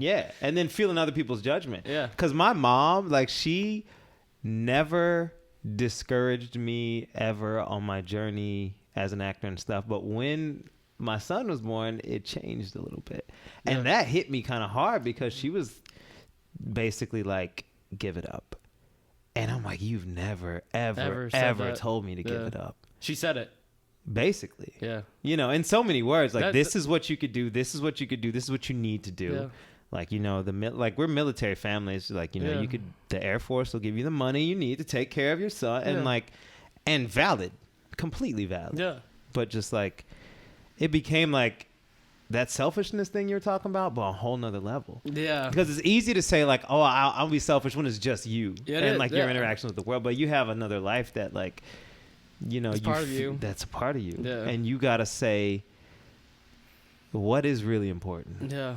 Like, and and like sometimes I still feel selfish. Yeah. Sometimes I feel very selfish. There might be a week where like I don't get to call him because like I had crazy last minute auditions or whatever, and like my life is just crazy, and I feel very selfish. But at the same time, like I told him, it's for the I'm like, it's for both of us. Yeah. Because the thing that was like the bottom line for me was like, I can't be a good father if I'm not happy. Just like you were saying, like about the quote selfishness stuff. As much as it sucks. Yeah, you're the best person for other people when you're the best you for yourself. And if I'm resenting my life, and like me and his mother, like we get along great and stuff now, you know. But like, let's just say I went back and I resented my life there, working at, you know, an ad agency, editing commercials and stuff, which, you know, nothing against that. But like, some people love that, by the way. Like, that's what they want to do. And I did for that. The rest of your life. That's what I did to earn the money to get here. Yeah. And I enjoyed it. For the time limit, there's definitely a time limit on that for me. But like some people, that's what they love, you know. But if it's not what you love, like that whole "you only live once" thing, I don't know if that's necessarily true. But I do know that like this life that you're experiencing now, if you don't do your best to live it to the utmost of like what your heart desires, you're gonna be miserable, and that's gonna affect everything. And like that's kind of like my highest value, is to live my life to like the highest experience that I can. And like, that's super tough hard. decisions. It's super hard to do when you lose support. Like when you lose support from your mom. Or at least for me, it was like grandparents and family. Like, what are you doing? Like, yo, that puts like a back voice in your head. You're like, is this what I actually want and need to do? Like for me, or everyone's telling me it's not right. Right. Yeah. Everyone's telling me that I need to be at home in Tennessee raising my kid. Exactly. You know, you feel it affects you. Yeah, and I respect you a lot for like just like following, I guess, like your heart and stuff like that, because I feel like 30 years down the road, you back to that resentment. I could have been an actor in LA, but I have to do this. It's different if like you finally got that feeling at 50, right? And you were like, oh, it's time to hang it up and go back home, and then you could tell your kid, oh, like I did my absolute best to do that, and I finally realized it wasn't for me, and that I need to come back. That's different. It's different. That's way different.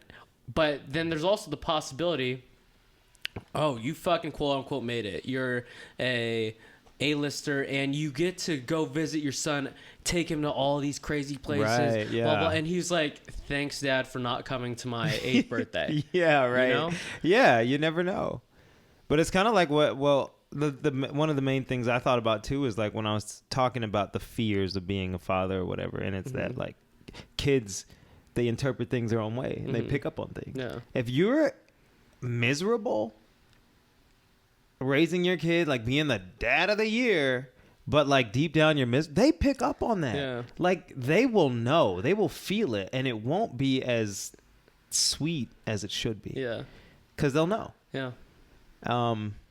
So that's kind of what fueled me. Yeah. But yeah, the harder I push and the more I make it, like the better it is for everybody, all of us. Yeah. And I'm trying to get to that point. Every person near you, they'll feel it. Yeah, like exactly. Yeah. What do you call it? How was it being flown out for the Tyler Perry thing? Because that was your first gig that you were like flown out to like a different state. And like actually not in LA, not being like just filming something in LA, right?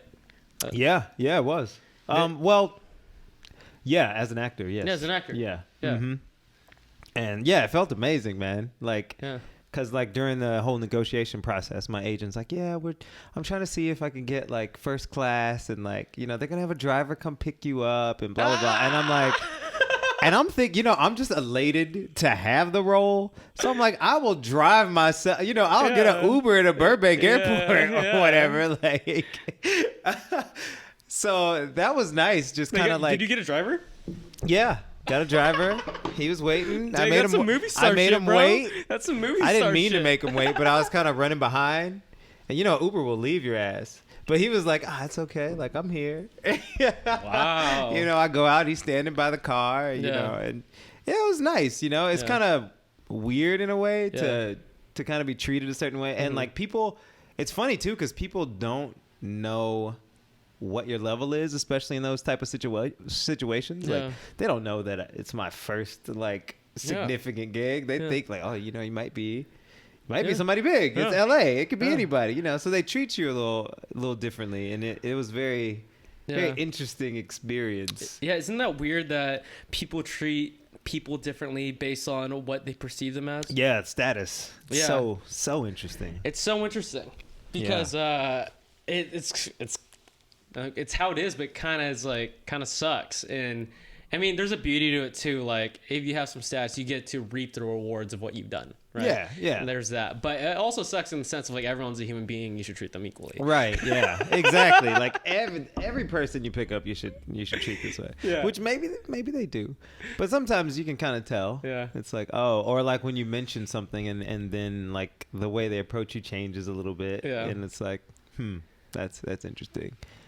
But I think it's like, I see where a lot of people go astray. Like, not that I've made it or anything, but like, I can see definitely on the way up how it becomes tough to, like, keep your ego in check when life changes for you in a certain way. For the better. Or for the better. Yeah. And, like, when you start to have, like, status, and when people start to treat you a little differently, and when you can, like, get away with things that you probably couldn't, and, like, I can see how you have to be doing some inner work to not turn into a monster or an entitled person or just, like, an out of touch person. You definitely do. I mean, like, if you look at a ton of, like, famous people, like, relationship wise, they get divorces all the time. Right. Yeah. And you look up, like money is sometimes not always great for like people, you know. And, like, the biggest thing that I learned recently, so my friend who I used to live with, like, crazy big house, right? Awesome in LA. I got to experience, like, something that I wouldn't have experienced otherwise, right? I lived in a nice, really big house, like. Got to have, like, things that I quote unquote shouldn't have had.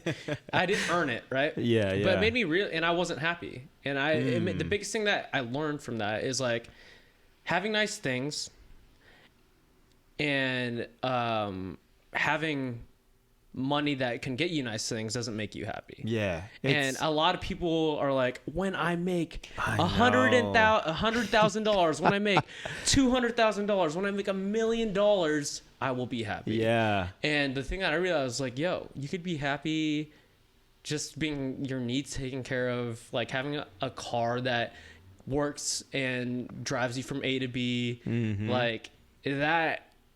$300,000 car might make you happy for, like, a week, a month, but it's still a car that gets you from A to B. Yeah. And, like, I had a relatively decent sports car as my first car.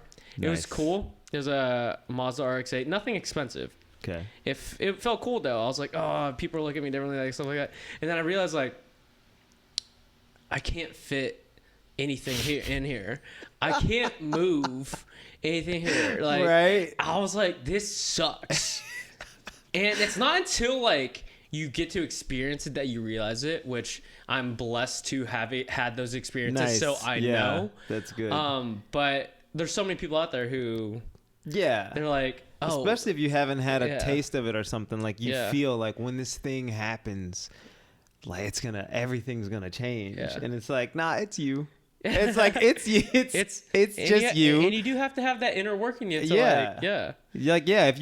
To be grateful. Like, that's one thing I had to learn, especially pursuing this career. Like, you're not necessarily going to be happier when you book that next big thing, or, like, when the money situation changes. Like, that's not necessarily going to make you any happier. To an extent, it makes life easier. No, there's an extent, I would say, like there was this article, and it was like $65,000 a year and above. Like anything above $65,000 a year doesn't change your happiness. It's negligible. Okay, yeah, that makes sense to me. Yeah, like there's a threshold because it pays for $65,000 a year should cover, like, obviously you won't eat like 5-star meals every day, but you could have a nice meal every other week. Yeah, you could. Like you could pay for your like car bills with that, your rent with that, everything with that. It's just about like living comfortably, like not having to count everything in the cart and like make sure the math adds up. Like, am I gonna overdraft? Yeah. I feel like once you get to that point where like I can go grocery shopping, put whatever in the cart, and just be like okay with whatever it brings up to. Yeah. Like to me, that's making it. Yeah. And like getting there, that's extremely helpful for like a lot of things, like to that extent, like that will make you quote happier in a sense. No, it will, just because your stress level about that stuff is gone. Also, like you don't need to worry about it. Like that takes up so much headspace for like for me when I was in college, like budgeting every meal to around $3.50. Damn. Right? Like, and I was like, that takes up so much headspace. It does. Like the fact that I could go out and eat whenever I want, or like go to the grocery store and not be like, oh, I have exactly $88 to spend for the week. The stress level, like I've been there where you're at the register and they're ringing it up and like you're fairly confident like that you got that money and you swipe and like you're praying like do not decline. I've been there and it's not a good feeling. It's not a good feeling. It's a rough feeling. Yeah. But like, so like up to that point where you can do that and not feel like, oh, that's going to decline. Yeah. So, and it's not an issue with the card reader. Like, oh, I know that's my account. Yeah. To that point, money does make your life better. Yeah, exactly. It does. But you see that like a lot of rich people aren't happy. And it almost seems like the richer you get, the less happy you are. Yeah. And I think especially if your mindset isn't correctly calibrated, because we as humans, we are wired to want the next level and to want more. Mm-hmm. So like whatever you get is never going to be enough. Yeah, you check it off, what's next? Yeah, it's never going to be enough unless you make the conscious effort to say like, whatever is enough. Mm-hmm. And then it can be. But I think especially when people with that like I need more mentality are getting more. Yeah. And you don't have that awareness of like of knowing that it'll never be enough. Mm-hmm. You'll just want more, you'll want more, and you'll just be unhappy as you were when you had nothing. It's crazy how many like rich people commit suicide or like rich people get fat and like are depressed. But how many poor people are extremely happy? Yeah, I mean, just shoot a needle on you, with family and like whatever else, completely fulfilling. Yeah, you know, there's a lot of like, I always find it like the yogis and like the people who are who choose to not necessarily be homeless, like be like that the world is their home, that they travel all the time, and like the hippie movement type of deal. Like I always wonder, I was like, or the people who live out of their vans, but they are plenty capable of like having a home. Like there's I always wondered like there's a romance to that. Yeah. Oh, there is. Yeah. There's just like you don't need to worry about paying rent. You don't need to worry about like bills or anything. You just get to live the life that you want on the road, and like like there's some attractiveness to it. I always say like I was probably like a monk or something in another life, because I feel equally as attracted to rejecting everything and just like living off of the earth and just like not being off the grid, spending most of my day like meditating and like writing and stuff. I feel equally like attracted to that as I do to the life that I'm like trying to live now. Well, the thing is, you told me I think it was like the second month I knew you were like, we were talking about social media and promoting and everything. Like, you're like, bro, this sucks. Like, I don't want to post on Instagram at all. And I'm like, really? Like, isn't that what you need to do too? I know. It's such a struggle for me. It is to like need to be this one way and like feel a completely different way about it. Yeah. I'm like, man, I don't. I still feel that way. Yeah. I'm trying, like this year, I'm trying to step up my social media game. Yeah. I'm going to do it very intentionally, but I just have to be Social careful media's a not to job, get bro. trapped in it into like the criticism or the praise and criticism of the it. approval seeking, and then like the comparison to other people. Like once, because I took a long break. That's why the whole General Hospital thing didn't even promote it, because I wasn't like on social media, and I couldn't even bring myself to tell the world about this really awesome thing that's happening to you. Yeah, exactly. I just couldn't. And like I needed that though. I needed that break to kind of see social media for what it is. Which is like super, super toxic. It's super toxic, man. Yeah. And like, but it's people don't see it because you're addictive. in it. Yeah. Like, and when you're in it, you can't see it. Yeah. But when you take, like, when I took the break, I'm like, I see all of the negative things that I was getting from it, all of the time that I was wasting on it, and like the way that people are interacting on it and stuff that just is very unhealthy. But I feel like people don't see it as unhealthy anymore because it's the norm. And like you said, it's addictive. And they built the apps to feed on our addictive tendencies so that there was some documentary on Netflix. I don't remember what it was, but it was about social media. Yeah. And one of the guys was saying, like, he was like, I helped write the algorithms. He was like, I know exactly what this is doing. Yeah. And I still get trapped in it. Dang. And that was very powerful to me because I'm like, you created the monster and you can't even resist it. Yeah. So like we don't have a chance. I know. That's AI. Yeah. Right there. It's going to take over the world. I'm trying to get back into it and just be very intentional about it. Yeah. And like I got the little timer, the little app timer on the phone. I just started that because I looked at like I guess my social media timing per day, and at one point the last few months it was like 6 hours a day. Damn. 5 hours a day. Yeah. Honestly, it's way less than like I was like, dang, this is so much. And then I looked at my girlfriend's and her friends, and it's like 9-10 hours. I'm like, what the? Yeah. And I thought like 5 hours is a lot. You thought that was a lot? No, it is a lot. Well, it is. It is a lot. But there are levels. Yeah, there's levels. There's levels to it. Definitely levels. And I was like, if you think about it, people are spending 5 to 13 hours on their phone a day, right? And how many hours are you awake? Right? Yeah. That's more. You're spending more time looking at a screen than you are living life. Living life, yeah. And when you put it, and the thing is, you and I know that, but I still, I don't know about you, I still look at my phone all the goddamn time. And I know that. Yeah. And I know that. Well, see, that's the thing. It's kind of like, as much as you want to be, like I said, I'm going to be intentional about social media. You almost can't help it. Yeah. Like you are almost powerless against it unless you are very intentional when you put up those blocks and stuff. Like I have the timer on my phone, and recently, I've done a couple of posts, and I've like been wanting to comment on people's stuff, and my thing will be like, "You're out of time for the day," and I'm like, "What did I set that at?" I'm like, "Was that at 2 hours? Yeah. Like, have I been on this thing for 2 hours?" Yeah. I'm like, "Whoa!" But I like it because it makes me. Because, like, on the Apple, like, you can just click, like, ignore. Yeah.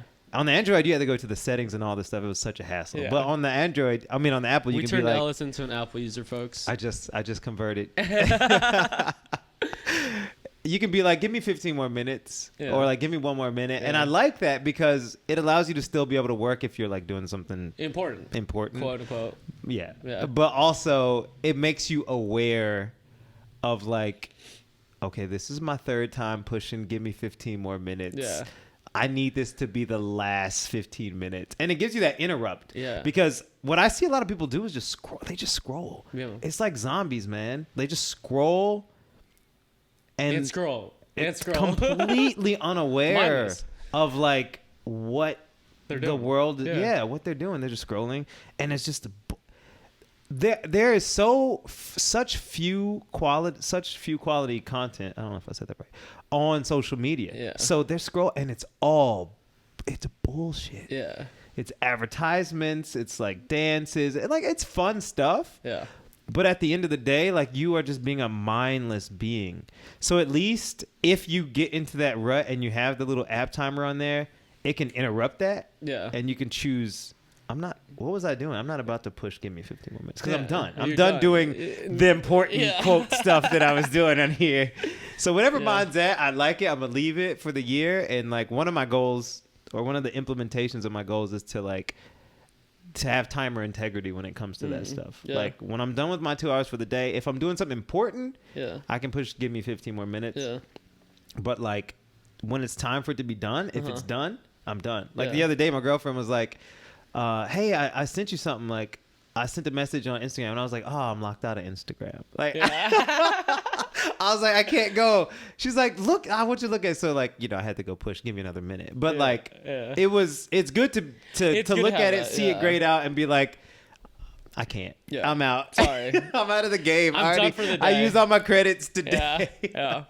So, what has fitness done for you in your life? Because obviously there's a little difference for like acting, because like obviously there's some roles that you have to look certain part. You have to look jacked, maybe. You have to look fat, maybe. Like there's a lot of like, if you look at the Batman, I forgot his name, Batman guy. Which one? Christian Bale? Christian Bale. Yeah. Like Christian Bale, he looked jacked in Batman. He was like 200-something pounds. He was in that race car movie and had to be 145 pounds. He got emaciated. Yeah, right? It's crazy. So, obviously in acting, you have to like look different parts. But, and I don't know if you had to do that at all yet or ever will. I don't know. But like, regardless of acting, take acting away. Like, what role does fitness play in your life? What has it done for you? Obviously, you're a personal trainer. You worked at this kickboxing gym. Yeah. Yeah. That's a deep question. I feel like there's a lot of ways I could go about that. I think it's definitely helped me to, well, first of all, like on a base level, just understand myself and like kind of get more knowledge and more control over like my health. Understand yourself in what way? Just like from a purely like physiological perspective, like how the body works, what this is going to do to me, this thing that I'm eating, what it's going to do to me, what like putting in this amount of effort and exercise is going to do, and things like that, which I feel like really helps you just to be more aware in general of like self-aware. Yeah, self-aware. Yeah. Exactly. I feel like that has helped a lot. And then like stress management, tremendous for that, especially when I, was going through those early years of being here and like, with my new son and like, my life is crazy. Like I had at least that fitness as an outlet to like get the stress out and to be able to kind of be able to think clearly again and pursue the day. So yeah, it's weird when you like work out like a hard workout in the morning, especially. Your mind's just like clear, you're paying attention to more things, like you're more energy. Yeah, which is counterintuitive. I think a lot of people who don't work out feel like, if I work out in the morning, I'll be dead for the rest of the day. But it's like it gives you more energy. It gives you more clarity. And like our bodies are like, I keep hearing, just research and reading, I'm always looking at health and fitness things, and just like the body is designed to need that. Like it needs that break, that tear down and repair process that happens when you work out, and then just like everything moving more efficiently, the brain working better, the heart, the circulation, like the immune system working better when you are working out. I mean, like humans aren't meant to sit on a couch, get fat, and watch TV all day. Right. I mean, like if you look at history, like we're building shit, we're climbing hills, we're getting water, we're moving our bodies all day. That's what the human body's made to do. Right. And like I guess in today's society, like working out is necessary. I mean, you have to use your body or else you lose it. Yeah. Because like we're designed a certain way, but I mean, you look at the United States, bro. How many people are obese? Yeah, man. A lot. So many. We're not meant to eat like fried. Even though I eat burgers and shit, like I'll say it, but like delicious. Yeah, they're awesome. But Ellis is vegan, by the way. Had to throw that in there. Do you Okay, so there's a lot of negative connotation to vegan too. Yeah. Right. So you're a smart guy. I know you. And so obviously there is a rhyme to your reason. Yeah. To being vegan, plant-based. If you watch Game Changers, that probably will make you want to be vegan for at least a month. Sure helps. It made me try it out. Right. It wasn't for me. It gives you that. You're like, oh, it's a feasible thing. Yeah. It was helpful. I guess like, what's your rhyme to your reason for being vegan? Is it sustainable? Obviously, it is for you. You've been doing it for how long? A little over a year, like a year and 4 months. So it seems like you're doing it relatively easily, and now like you know how to do it. Yeah, it's definitely lifestyle now. I don't know if you know what like macros are, like how it's for a lot of vegans, they lack protein. Right. From like at least the vegans I know, besides yourself. Yeah. How do you, I guess, balance it out that makes it healthy for you, and what's your rhyme to your reason? For the health aspect of it, the one, quote, difficult thing about being vegan in terms of like macros and stuff is you have to be a lot more intentional about what you eat. You know, you gotta, especially as you Can't start. eat French fries all day, vegans out there. Yes. French fries and Oreos, you're not going to get what you need. Like, you have to think a lot. Like, I had to put a lot of thought into, because I'm into fitness too. Yeah, and like, that was, for me, like, talk to me 3 years ago and I'd be, eating chicken breast and rice and broccoli. And like, I would have been like, one vegan posted something like, there's as much you can get as much protein from broccoli as you can from chicken breast. And I was pissed about it. Because I was like, yeah, if you eat a literal bucket of broccoli, like you're never going to be able to do that. Yeah. But as I started researching and learning that, like, there are vegan sources of natural protein that are very efficient, like lentils. Oh, yeah, beans and chickpeas. The move. Yeah. But I kind of lost my train of thought there. Yeah, I had to do a lot of planning to figure out, like, okay, what can I eat to make sure that I'm getting enough protein, to make sure that my macros aren't crazy off. Because when I started eating vegan, I was eating so many carbs. And like, for me, because my body doesn't process carbs super efficiently, I was getting a little pudgy. Which I've heard people like, oh, I can't go vegan because of the carbs, blah, blah. And it's like, yes, and you just have to be more intentional about the way that you eat. Same thing with your resolutions, folks. Right. Eventually, and I was just like that. I was going to say, eventually, I want to write a book on like vegan macros. Yeah. Because like I started doing carb cycling to kind of help mitigate that. Yeah. So you just have to think about it a little bit more. You have to put some planning into it, and it's not. I kind of did just jump into it, but it's going to take a while to find your footing. Yeah. It's not something you can just jump into and like, I'm going to eat Beyond Burgers and French fries and salad, and that's just going to be my staples. You don't want that because you'll be more unhealthy than you were eating meat. Yeah. But so, a lot of planning and research led me to seeing that it's sustainable. My macros are fine. Like, I can have all my fitness goals just eating plants. Yeah. And like, bottom line for me, it was like, once I did the research and was like, oh, we don't need meat to live. Yeah. I could no longer justify it. Yeah. Yeah. And then it was just like, okay, how do I do this most efficiently? Was that from an environmental standpoint? Was that from a like ethical standpoint? Yeah, definitely an ethical standpoint. Yeah. It's kind of like, for the short story version of it, I started getting more into meditation and stuff in 2020 when the world was crazy. Yeah, and, still is crazy out here. LA, anyone who's living in LA, it's a movie out here. Still, yeah.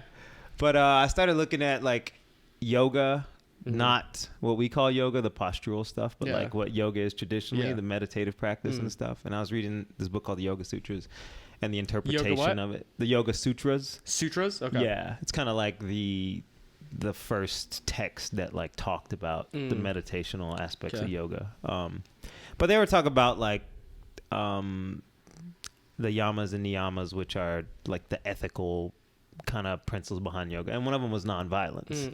And I was like, okay, I'm nonviolent. And then they were talking about like, oh, like in the Hindu tradition, like the reason why that kind of goes into like why they don't eat meat.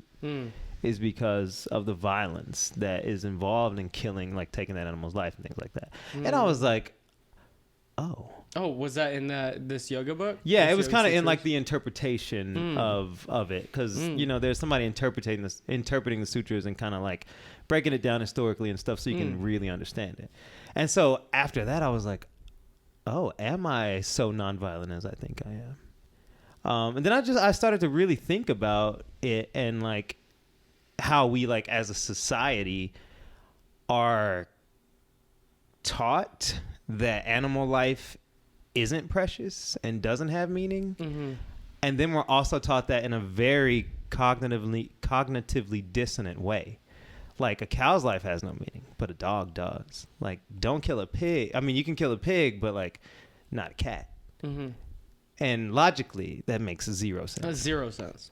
And so then I just started like kind of slowly learning more, and then I watched Dominion on YouTube. I encourage everybody to watch Dominion. I kind of like went sort of vegetarian a little while, and then I watched Dominion, and there was a scene in the slaughterhouse with some cows, and like tears started flowing, and I was like, I can't contribute to this anymore.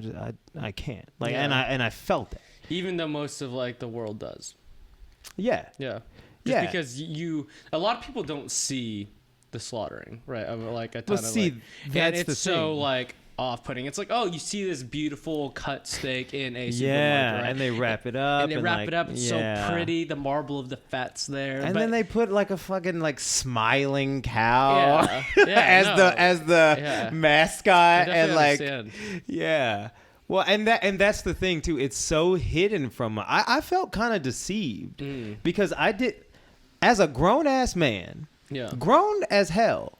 I didn't realize. Forgive me, y'all.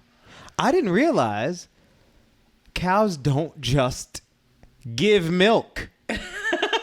They don't just produce milk 24/7. They gotta be pregnant or have just had a baby. Just like a human. So in order to get milk, they have to impregnate these cows forcefully. They have to take the babies away, because if the baby's drinking the milk, you can't. So this stuff, I was like, oh shit. Like, I watched, videos of the cow and the baby crying out for each other. And I'm like, these are feeling creatures. And like, I felt deceived in the fact that like, we don't see that.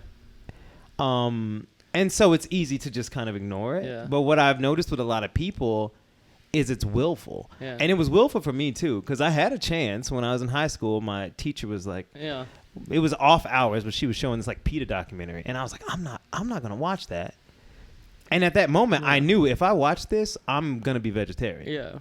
And I didn't even know like about the milk stuff. And I knew it. And then for the next 10, whatever, how many ever years, I willfully ignored the suffering that was associated with the pleasure that I wanted to have from like taste. And also in that, there was me thinking like, I need milk to live. Because in another deception is we're kind of fed that. Like, we're fed milk makes the body strong. Like, we're fed this marketing that is, meant to sustain these industries that are huge. But like, at the end of the day, it's not true. So what's the answer? How do so we'll agree at one point, like, me and you both believe that like factoring farming isn't a good thing. It's not. Period, end of story. And like, for me, like, I have a friend who would bring me venison, which is a deer. Every year he'll go hunting, and the rule is you only could like shoot or bow and arrow like a bull or a deer that has like, you have to, there's a certain amount of like points it has to have on their horns, because they're old. They're at the point where if you don't take their life, a bear, like a predator will, right? And you, with that one shot, is gonna have a way more peaceful life than a bear ripping their guts out. Like that, like, it's boom, you're out, versus ripping their guts out by a lion or like whatever. Right. And so like, I have a peace of mind eating an animal that died peacefully in a way less harsh manner than a bear ripping their guts out, right? And obviously, like, I'll have a steak at a restaurant here and there, or like whatever, and obviously that's not necessarily going with that belief of like, because I'm feeding into that. I'm eating a factory farm cow, most likely. Right. I don't know exactly. Maybe it's not, but probably it is. Even if it says it's not, it's right. probably. So I guess, like, what's the answer to, I guess, ending that like factory farming? Because like you can't, like, fast food's gonna be here forever, or like you don't know, like. Wow. Or I guess, what's your opinion on it about like what like a better step forward would be? I think the answer is this. It's veganism. Yeah. And I think like two things to that. I think I get what you're saying about like the deer who's like old and that stuff, you know, like everything you said. Yeah. I understand that, and ethically I think that's a superior choice than like factory farm stuff.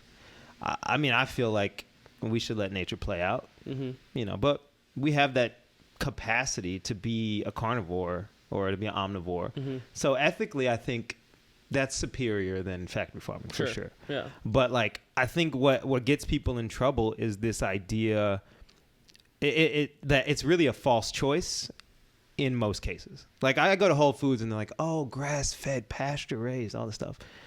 But it's like, there's not enough land in the United States, if we took away all the buildings and stuff, to support everybody eating as much meat as they do now, and it be pasture-raised, grass-fed. It's not possible. It's not possible. It's not sustainable. Yeah.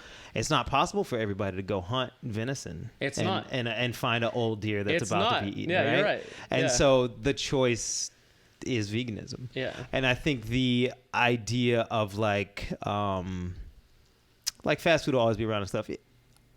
To an extent, yes. But like, as we start making these choices, supply and demand. Supply and demand.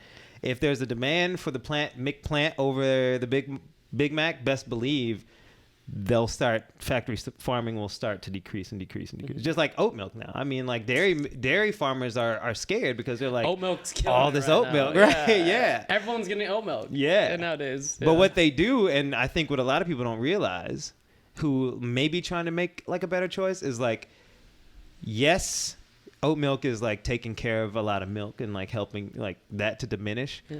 But how many advertisements do you see for like triple cheese pizzas, triple cheeseburgers and stuff? That's a lot. They're getting you on the other side of it by producing more yogurts and more cheese products and things like that. Yeah. So the dairy farm still has its that. So, but yeah, I think like the grass-fed stuff, all that, it's a superior ethical choice.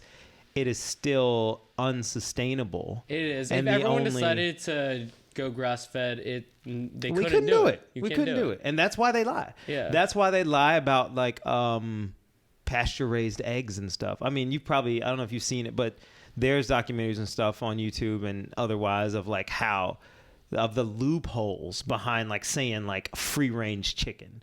I think the rule for free-range chicken is like, they can keep them in the same big ass building, indoor, overcrowded building, but there has to be like an escape hatch so that they can go outside. Yeah. But that's the only rule for pasture raised. Oh, really? Or for like, not pasture raised, but for like free range. Yeah. So it's the exact same. Yeah. One or two chickens might find the doggy door and like walk outside for a little bit. That's funny. But like, most of them are still overcrowded and being diseased and all this stuff. And that's what frustrates me about the meat industry, is that they want to give us these little false things like, oh, we're doing better. Like this is the more ethical choice. This is the better choice. But like, the ethical choice is veganism. Yeah. No, ultimately.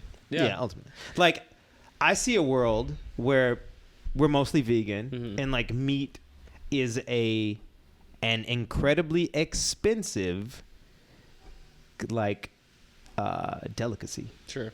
Because like your venison deer, that's the only source we're getting meat from. Yeah. And like, so like, yeah, you can go eat meat, because I don't think there's anything necessarily ethically wrong with consuming meat under certain circumstances. Yeah. But like, I see a world where the only meat that we have is sourced that way. Yeah. And best believe your steak is going to be like $1,500. Yeah. And so only the rich are going to be eating meat. Yeah. But there's also like areas in the world where if you look, there's these violent like wild hogs that are ruining villages and stuff. Seriously. No. Yeah, you're right. And like they actually have to shoot them. Yeah. And they have to eat them or else it's a waste of like an animal, right? They're killing plants. They're killing like babies. I think about that. Now because like I'll be the first to tell you like the ethics of veganism, it's a journey like for me. And like every now and then I'm presented with something where I'm like,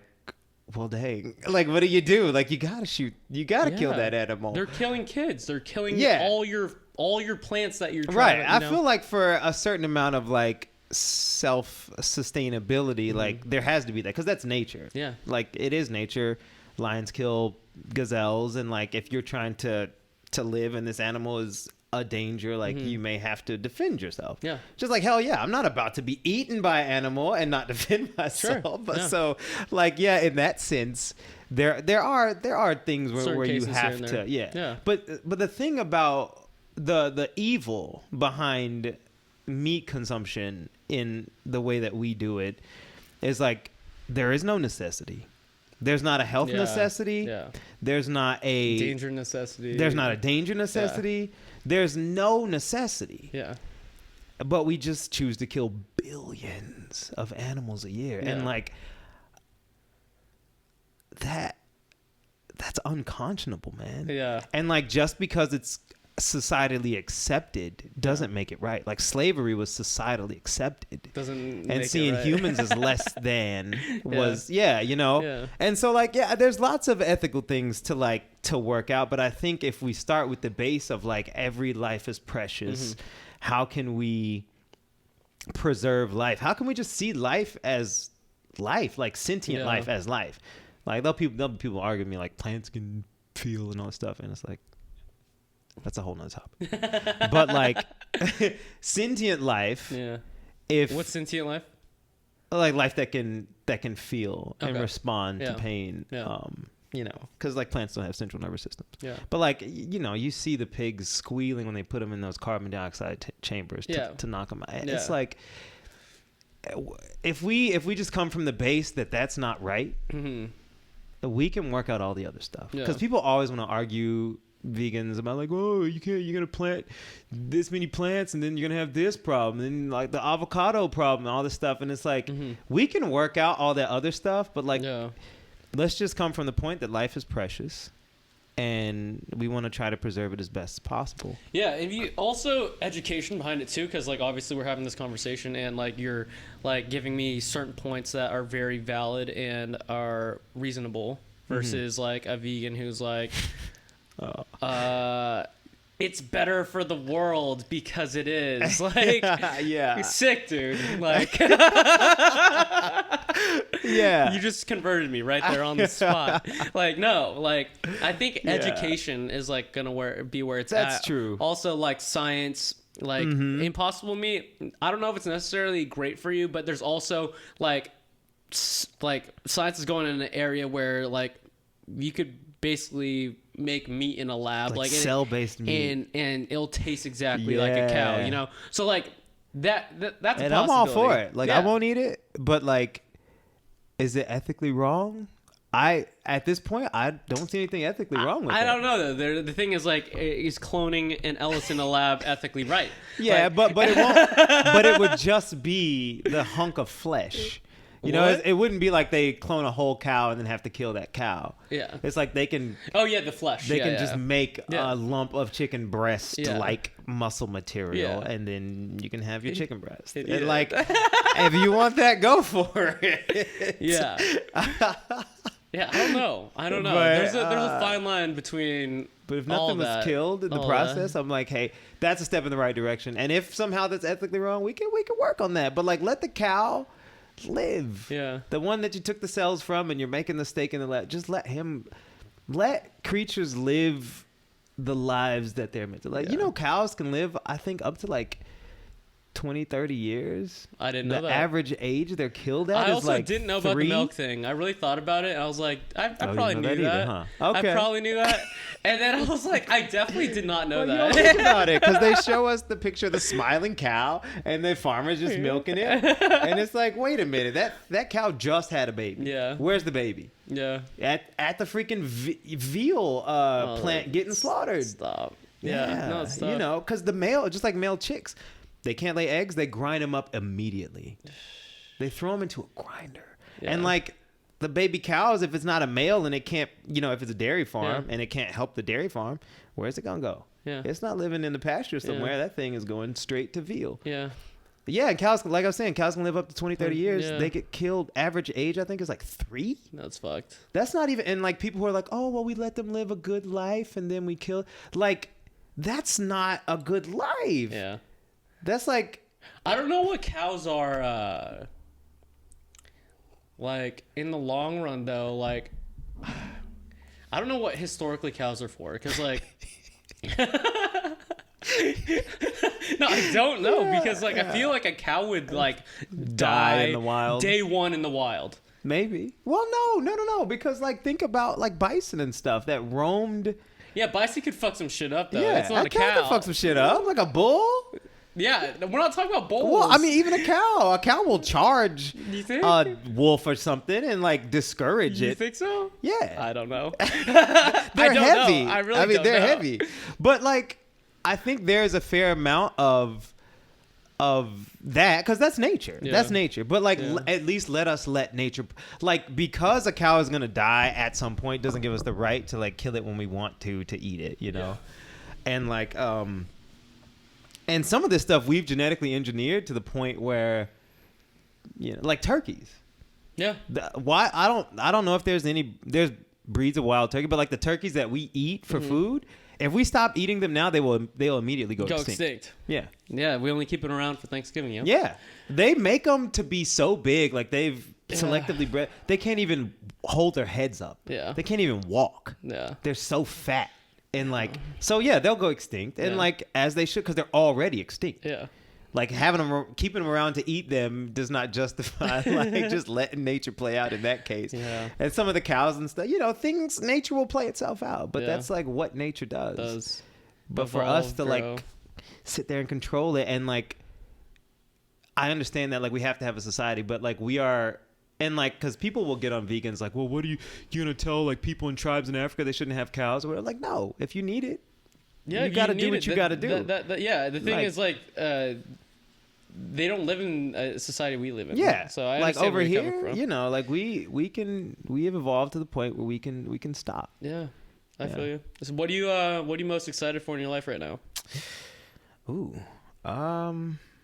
you know, just the infinite possibilities of the next year. Infinite possibilities of the next year. Yeah, I'm feeling very optimistic about every aspect of my life and just being able to grow. Cause like I'm like, life is just like this incremental. I was telling my girlfriend this the other day. I'm like, I'm falling in love with the process of just like growing and knowing that I don't have shit figured out. Like, and I don't know anything, and just learning that next thing and just like growing more as a person and becoming more quote enlightened, you know, and just like coming more into like realizing who I am. Yeah. And just more discovery and infinite possibilities. Yeah. I'm just excited for it, man. Cause like, me too, dude. It's whatever. It's whatever we can make of it. It's a beautiful process. Yeah. Grateful for what I have and excited for what is to come. Hey, we'll end it on that. Dude, we did 2 hours. I more know. Than that. Look at that. I like.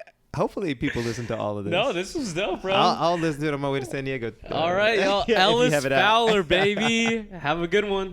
Take it easy.